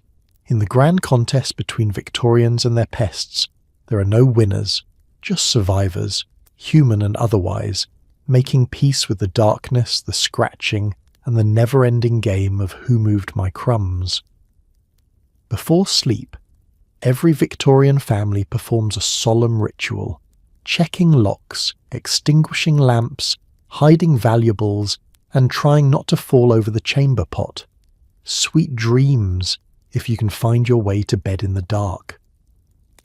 As the last embers die in the hearth and the shadows grow thick, a hush falls over the house that's less peaceful than anxious. Bedtime in a Victorian home isn't a quick hop under the covers. It's an orchestrated production involving equal parts superstition, security, and slapstick. The evening's chaos, children squabbling, dogs barking, adults arguing about who left the door open, has faded into a kind of exhausted truce. Now begins the nightly routine that stands between your family and a visit from burglars, ghosts, or the neighbour's overly inquisitive goat. First, the doors. There are more of them than you'd expect, each with a lock that works most of the time. Father makes a show of turning every key and sliding every bolt, frowning meaningfully at any child who dares to suggest skipping a lock just for tonight. The windows are next. Single panes rattle in the wind, and wooden latches creak as they're wedged shut with scraps of cloth. It's not foolproof, but it's enough to keep out a chilly draught, or at least make it work a little harder. Lamps and candles are checked and snuffed one by one. This process is not without peril. A poorly placed elbow can send hot wax flying, and everyone remembers the year Aunt Martha's new curtains nearly became an impromptu bonfire. Children watch wide-eyed as the adults move methodically through the house, turning each flame into a smoky memory. The final lamp, always the one by the stairs, is extinguished last. For a moment there's perfect darkness, interrupted only by the sound of someone bumping into the hat rack and offering a creative whispered curse.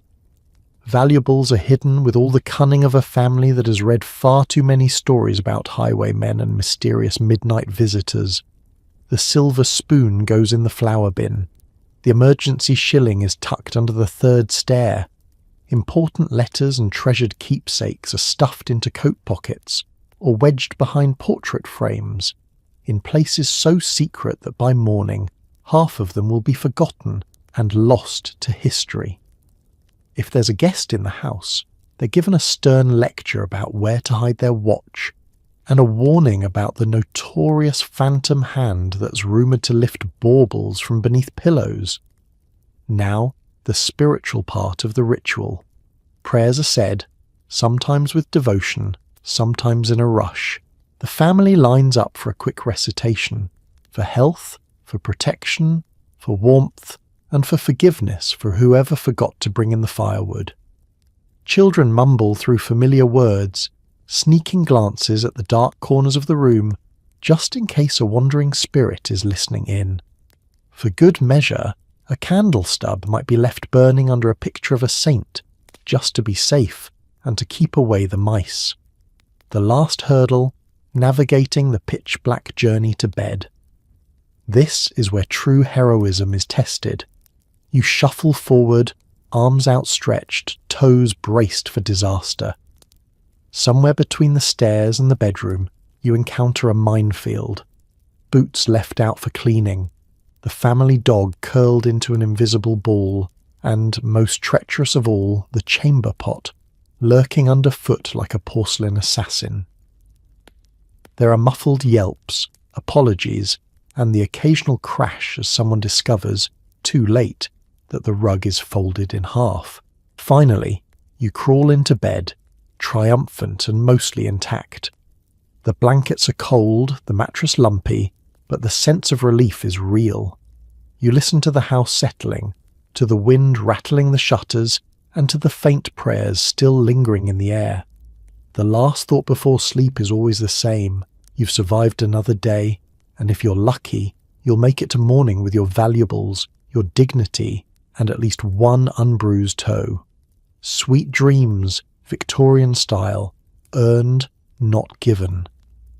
Thunder shakes the windows, the wind howls, and every room suddenly feels like a haunted cave. The family gathers, clutches each other, and prays the roof is still attached by morning. Victorian nights are powerless by default, but a proper storm transforms the ordinary darkness into something bordering on epic drama. It begins with a distant rumble, a warning shot from the sky, then builds into a symphony of rattling shutters, groaning rafters, and the eerie whistle of wind squeezing through every crack in the wall. There's nothing like a tempest to remind you that your home is mostly wood, hope, and stubbornness. As rain pelts the glass and gusts test the loyalty of every loose tile, the entire household huddles together in the sturdiest room, usually the kitchen, which at least has a table to duck under if things get truly exciting. Mother distributes blankets and attempts to appear calm, although her eyes keep darting to the ceiling counting leaks. Father, with the authority of someone who has read 3 weather proverbs and survived at least 1 chimney collapse, proclaims that this is nothing, just a typical squall. Meanwhile, the dog has already claimed the driest spot and the cat has vanished, possibly to another dimension. With lightning comes the thrill of improvised lighting.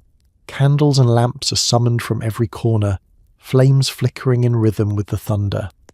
The family discovers yet again that the best way to make a room feel enormous is to see it briefly illuminated by a lightning flash, revealing the collective clutter, the leaning stacks of newspapers, and that one window that never quite closes.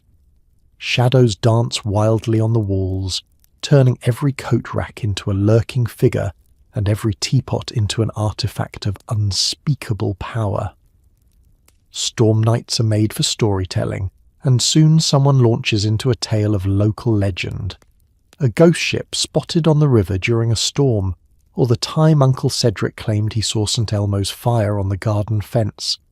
Children, wide-eyed, cling to each other and to the belief that as long as everyone stays close, nothing supernatural will dare approach.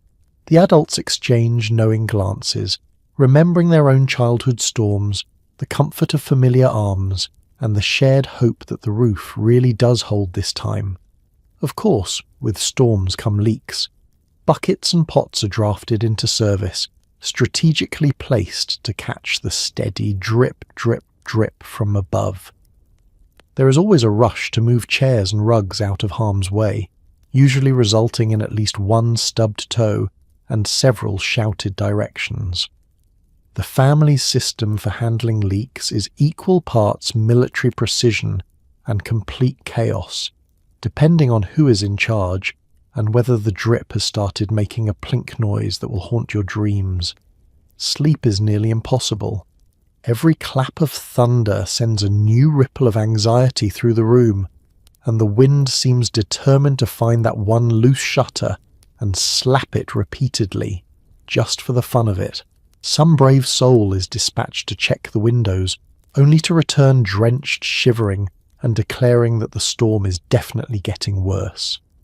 The rest of the family simply pulls the blankets tighter and shares nervous laughter, trying to drown out the storm with conversation, songs, or whatever snacks haven't gone soggy in the damp. When dawn finally breaks, the storm has usually passed, or at least taken a nap. The family emerges bleary-eyed to survey the damage. A puddle in the pantry, a suspicious patch of ceiling, and if they're lucky, all the livestock still present and accounted for. There is relief in survival, and a strange pride in having weathered yet another night that tried very hard to unhouse them. In the end, every powerless stormy night is a test of walls, of willpower, and of the collective belief that as long as they stick together, the worst the world can throw at them will be met with stubbornness, blankets, and a well-timed ghost story. And as the morning light creeps in, the family agrees, for the 100th time, that nothing brings people closer than thunder, leaky ceilings, and the blessed, blessed arrival of a new day. When your hearth goes cold, there's only one thing to do. Knock on the neighbour's door and beg a hot coal. It's humbling, awkward, and a guaranteed way to find out who likes you. In a Victorian home, letting the fire die out is a cardinal sin, a mark of shame, and an inconvenience rivalled only by running out of tea leaves. Yet, no matter how diligent the family night watch, sooner or later disaster strikes. A drowsy poke at the coals, a gust of wind down the chimney, or the simple mathematics of not enough wood and too much ambition. You wake to a hearth as cold and empty as your hopes for an uneventful morning, and the air bites your nose in a way that only Victorian air can. There's no magical electric starter, no push to ignite. You need fire, and you need it fast. The protocol is both ancient and universally awkward. The long, cold walk to the neighbour's house, clutching a pot or a tin carefully lined with ashes. Every step is a study in humility. You try to appear casual, as though you're just out for a friendly stroll at sunrise, but your neighbours know. Everyone in the village knows what it means to see a person with an empty pot at their door. It's the walk of shame, Victorian edition. You knock, hoping it's not too early and that you're not interrupting anyone's breakfast or worse family drama. The door creaks open and you attempt your best apologetic smile. "Good morning. Terribly sorry to trouble you, but could I possibly..." Well, you see, the fire's gone cold. You trail off, holding out your pot like an offering. It's a humbling moment, one that reduces even the proudest to the same level as a child asking for more porridge. Your neighbour, if they are kind, and most are, at least on the surface, makes a show of commiseration. "Oh, it happens to the best of us," they say, though their eyes may betray a flicker of satisfaction.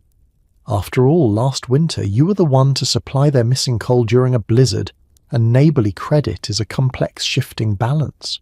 Sometimes they'll regale you with tales of the time their own fire went out 3 times in a week, all while expertly fishing a glowing ember from their hearth and depositing it in your pot.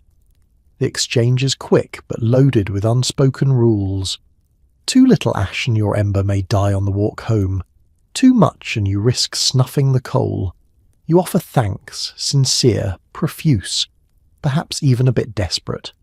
Promises to return the favour are made, and sometimes a token gift of bread or a scrap of cheese is offered in gratitude. This is community, Victorian style, grudging, practical, and forged in the fires of mutual inconvenience. The return journey is a slow one, every gust of wind a potential disaster. You cradle your prize like a newborn, shielding it with your body, eyes fixed on the faint curl of smoke that means all is not yet lost. The family watches anxiously from the window as you approach, and as you cross the threshold, the triumphant announcement, "I've got it," is met with genuine relief. There's an art to coaxing a new fire from borrowed embers. You lay a kindling, blow gently, and whisper the sorts of promises usually reserved for saints and especially stubborn pets. If luck is with you, flames leap up, warmth returns, and the house slowly shakes off the morning chill. If not, well, you're off to visit the other neighbour, hoping you haven't exhausted the local supply of goodwill. The ordeal ends not just with the rekindling of flames, but with a new story for the family archive, one that will be told with embarrassment and laughter for years to come.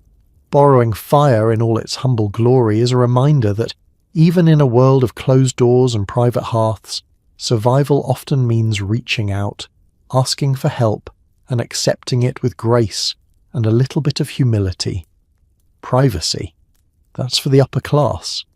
Bath night is a group affair with everyone taking turns in the same water until it's more broth than bath. If you're last, you get bonus flavour. Bath night in the Victorian home is less a cleansing ritual and more a logistical marathon. It's a spectacle, a comedy, and a lesson in humility, sometimes all at once. The process begins hours before the first toe touches water.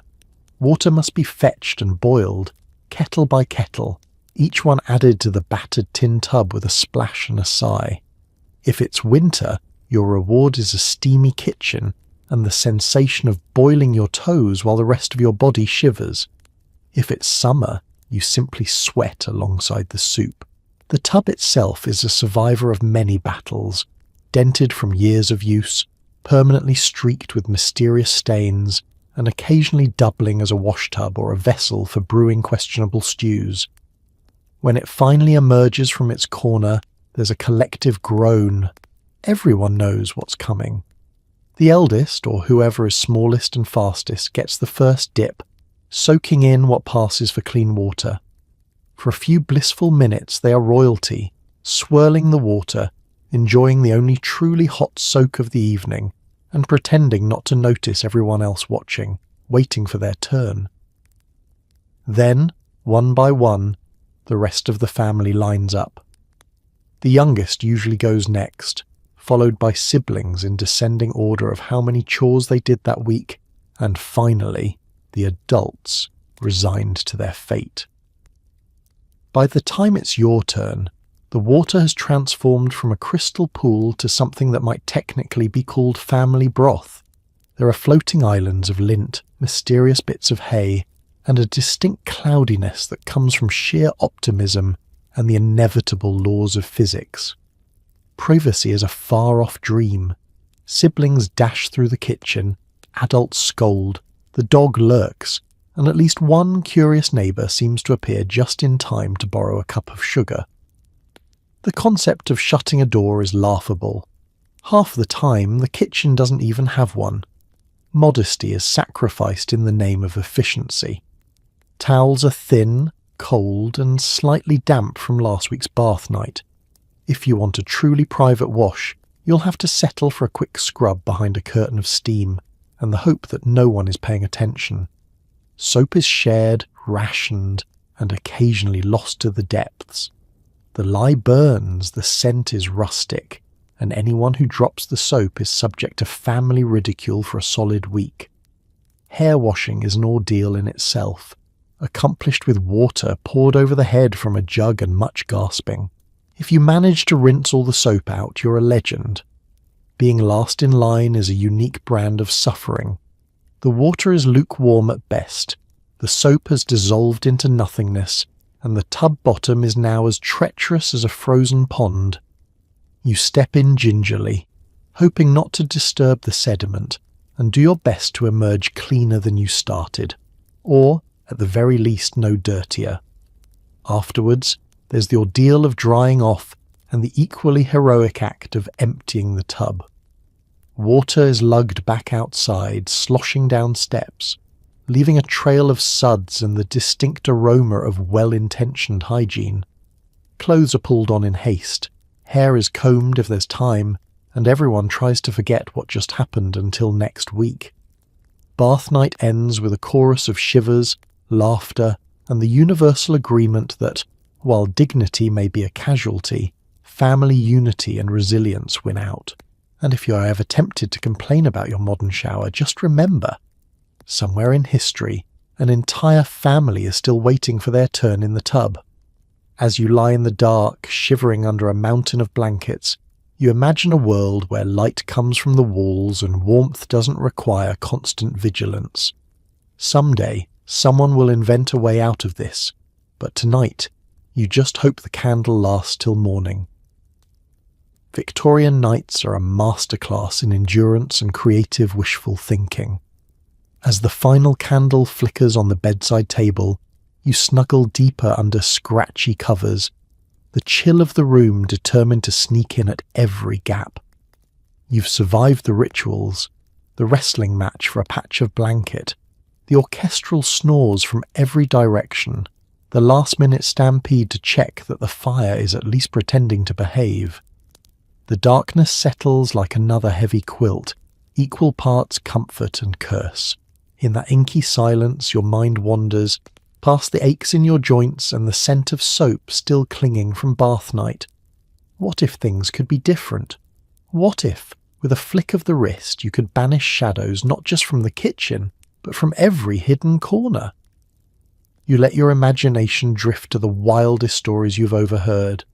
Travellers from London claiming to have seen lights that need no flame, glowing steadily from bulbs on the ceiling, untouched by wind or wax or the threat of burning down the curtains. Light you could trust. Light that didn't flicker out just as you hit the most suspenseful part of a ghost story. You picture a world where winter is tamed, where warmth pours from invisible sources, and nobody has to sleep with a hot brick clutched to their stomach. In this fantasy future, socks dry in minutes, tea never goes cold, and nobody wakes at midnight to prod reluctant embers. Houses are silent but cosy. their walls humming with a magic called electricity, a word you've only ever heard in lectures, spoken with awe and a touch of suspicion. What would it be like, you wonder, to walk from room to room with every corner bright and every surface warm, with not a candle stub or box of matches in sight? Your reverie is interrupted by the sound of a sibling grumbling about the cold and an elbow making a direct assault on your ribs, the candle gutters. You hope it will last. There's something deeply unnerving about complete darkness, about the way shadows seem to press in, alive with the memories of every ghost story you've ever been told. Still, your mind drifts back to the dream. You picture a parade of inventors, wild-haired, ink-stained, pacing late into the night by gaslight, all on the verge of figuring out how to trap lightning in a glass bulb. You imagine newspapers one day trumpeting the news, Edison's light, nighttime defeated, families rejoice. The world would surely never be the same. Yet, for all your longing, there's something oddly reassuring about the familiar hardships, the rituals, the group struggles, the shared jokes about how the dog is probably the warmest creature in the bed. Maybe the future will be bright and easy, but will it feel the same? Will families still crowd together in a pool of candlelight, swapping stories and sharing warmth, the darkness outside making every word more important? Will children complain about baths and blankets if they've never known what it's like to sleep in their boots just to keep warm? Eventually your eyelids grow heavy. The candle throws one last defiant glow, then gives up, leaving the room blanketed in pure, perfect night. Your last thoughts are half hope, half memory, that maybe one day people will remember what it was like to dream of the future in the dark and be just a little bit grateful for every small light that comes their way. For now, you burrow deeper, hug the warmth you have and drift off, dreaming of light bulbs, of magic glowing walls, and a world where no one ever has to curse a candle again. You thought your home was Victorian chic, but every surface has its own charcoal patina courtesy of open fires and kerosene lamps.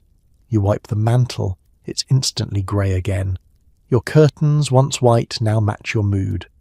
Soot, the era's most persistent home decor trend, and you're living in it. There's a certain romance in imagining a Victorian household, all gleaming brass, flickering firelight, and faintly mysterious corners. Reality, though, is more cough-inducing smog than Pinterest mood board. Open fires are beautiful in theory, but in practice they're soot factories with a talent for finding the single clean spot left on your nice tablecloth. Every time you light a lamp or coax the embers into life, you're signing up for another layer of interior sadness. Morning begins with a hopeful swipe at the windowsill just to see if you can spot the street outside. You can't. The glass is streaked with soot, finger marks, and last night's attempt at catching a spider, which means another day of squinting at the weather and pretending you know if it's raining or just dark. You sigh, dampen a rag, and start wiping. 2 minutes later, the rag is black, your hands are grey, and the windowsill looks pretty much the same.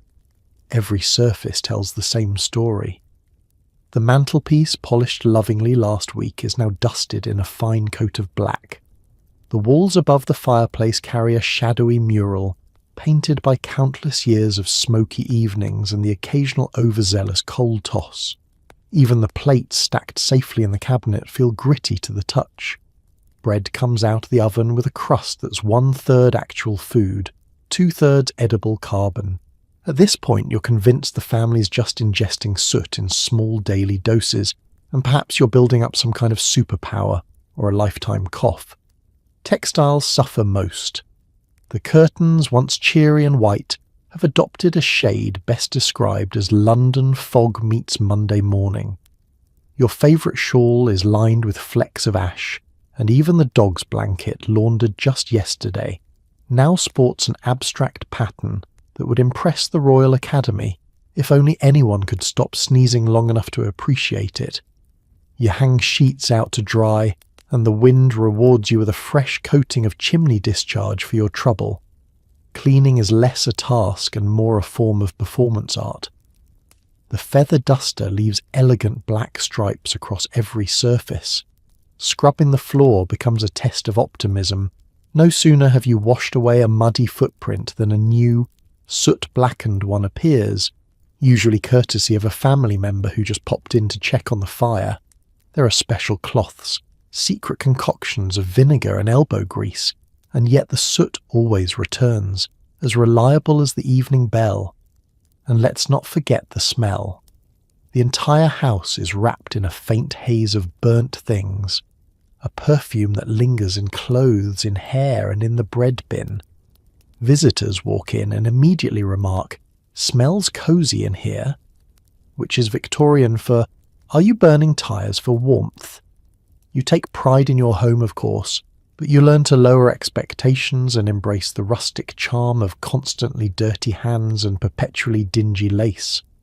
Occasionally you dream of the future, of electric light, smokeless rooms, and walls the colour of something other than existential despair. But for now, you make peace with the patina of history, the daily dance of cleaning and resooting, the ritual of pretending you care when you know you'll be back at it again tomorrow. Because in the Victorian era, soot isn't just a nuisance. It's a way of life, a badge of survival, and the reason you never wear white indoors. You dust, you cough, you laugh, and you tell yourself, someday, when the future finally arrives, you'll still be able to spot a real Victorian by the colour of their curtains and the resilience in their sigh. Every flicker of flame is a financial decision. Need to pee at night? That'll cost you a penny in tallow. Want to read? Better hope you're not burning next week's butter. In Victorian times, you ration light like it's gold, and every family argument ends with someone blaming you for wasting the good candles on chess. Nothing in a Victorian household is more precious or more jealously guarded than the candle stash. Candles are not merely a means of keeping the darkness at bay. They are the currency of comfort, a visible measure of prudence and thrift. Every evening is a careful calculation. Which rooms must remain dark? Who gets the privilege of a flickering flame? And most importantly, will there be enough left for Sunday's roast or another late-night emergency game of cards? Lighting a candle is an act of deliberation, attended by sighs, whispered consultations, and often regret. Children beg for one so they can read or finish homework. Parents counter with tales of making do by moonlight and the fine tradition of memorizing lessons by starlight.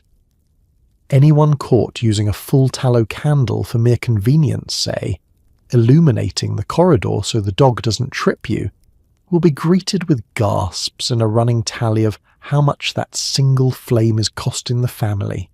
It's not just light, it's lost pudding, gone butter, vanished savings.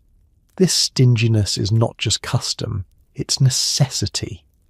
Candles are costly, especially the fine ones made of beeswax, reserved for holidays, honoured guests, and the annual dusting of the parlour. The everyday sort made of tallow have all the subtlety of burning mutton fat and the staying power of a child's promise. Every penny spent on light is a penny not spent on tea, jam, or coal. The household budget is an intricate web, and candles are always at its glowing centre. Deciding when and where to light up is the stuff of family council. The kitchen, heart of the home, might merit 2 candles, one for the table, one for the stove, if there's bread to slice or soup to stir. The sitting room gets one, unless someone important is visiting, in which case you might risk a second, only to have Mother hover nervously and remind everyone to use their eyes and not their mouths when they speak. The hallways, bedrooms, and that odd little closet nobody likes to mention. Darkness will do just fine. Arguments are routine. Who left the candle burning in the privy? Father bellows, clutching the monthly accounts. That was a penny's worth gone up in smoke. Siblings bicker over who snuffed out the best candle and who left a perfectly good stub to melt into a useless puddle. Grandmother, always keen to keep the family in line, sits by the hearth, darning socks by the faintest light possible, using eyesight honed by decades of thrift and disappointment. Entertaining is an exercise in controlled illumination. Too much light, and the neighbours will talk. Have you come into money then? Too little, and your guests will mutter about parsimonious hospitality and stumble over the dog. The clever host learns the art of candle shadow, just enough glow to seem inviting, not enough to betray the state of the wallpaper. Children devise candle-saving games, holding contests to see who can move from room to room in utter darkness, or who can recite an entire poem without peeking at their page. The family's greatest treasures are stubs and remnants, carefully saved in a box for emergencies, melted down and reformed into lumpy, earnest new candles that never burn quite right, but are loved all the same. As night deepens and the last candle is extinguished with reverence, you huddle under blankets, content in the knowledge that you've squeezed one more day out of the household candle fund. Tomorrow, you'll squint at your chores and step on the cat, but you'll do it in the noble tradition of generations who understood that a little darkness never hurt anyone, and that in the end the glow of prudence lasts longer than any flame. Knocking after sunset means someone's either in trouble or just inconsiderate. You scramble to light lamps, straighten your hair, and find a spare blanket, all while Aunt Agnes and her mystery parcel settle in for a week. Hospitality, Victorian style, always slightly resentful, always in the dark. Evening is supposed to be the time when the family can finally let down its collective guard, when hair comes loose, shoes come off, and the last candle is watched with the same anxiety as a gold bar in a room full of pickpockets. But then comes a knock at the door. It's not just any knock either. It's the determined rapping of someone who is absolutely not turning back, no matter how long it takes for you to shuffle to the door, lamp in hand, heart in mouth. Someone, usually the child with the best night vision, is dispatched to answer. You hold your breath as the door swings open to reveal, inevitably, Aunt Agnes. A vision in travelling cloak, bristling with parcels, baskets, and, inexplicably, a live chicken. Her greeting is breezy. I hope I'm not disturbing anything. And immediately followed by a wave of perfumes, mothballs, and the distinct scent of untold stories. Within moments, she swept into the parlour, trailing belongings and confusion in her wake. Chaos ensues. The lamps must be lit, with precious candles no less, chairs fetched, and hair hastily patted down in an attempt to look presentable.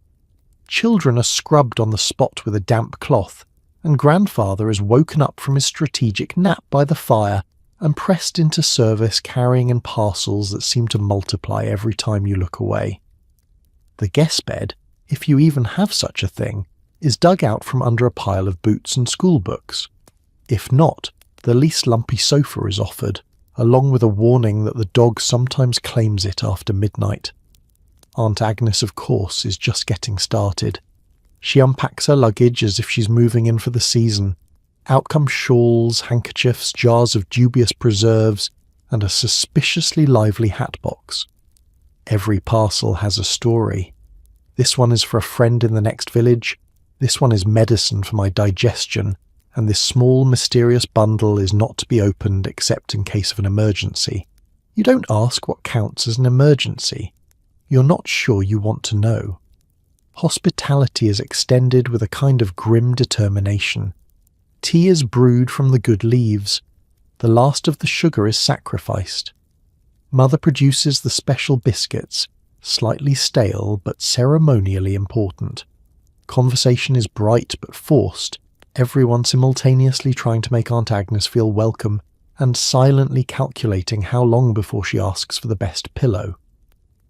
As night falls, the house rearranges itself around the visitor. Children are shuffled to new beds, blankets are redistributed with whispered threats, and the family cat takes one look at the new sleeping arrangements and decides to spend the night with the neighbours. The guest is escorted to her quarters, curtains drawn, lamp dimmed, luggage piled up like a miniature barricade. Aunt Agnes proclaims the situation very cosy and promptly produces an eye mask, 2 knitted shawls, and a jar of something herbal for the night air. The next morning, Aunt Agnes will rise before dawn, already bustling about, offering advice, borrowing the kitchen, and unpacking more parcels. She'll settle in for a week, or however long it takes her to complete her mysterious errands. The house will adapt as it always does to her presence, a little more crowded, a little more chaotic, and against everyone's best efforts, a little more lively. Because in the Victorian night, hospitality isn't just a virtue, it's a survival skill. And though you may sigh at the disruption, roll your eyes at the luggage, and whisper complaints under your breath, you'll look back and remember the warmth of an unexpected guest, even if you're still finding her handkerchiefs tucked into odd places 6 months later. Evenings turn parenting into a contact sport. Without light, children become stealth ninjas, hiding under tables, inside cupboards, and occasionally in the coal bin.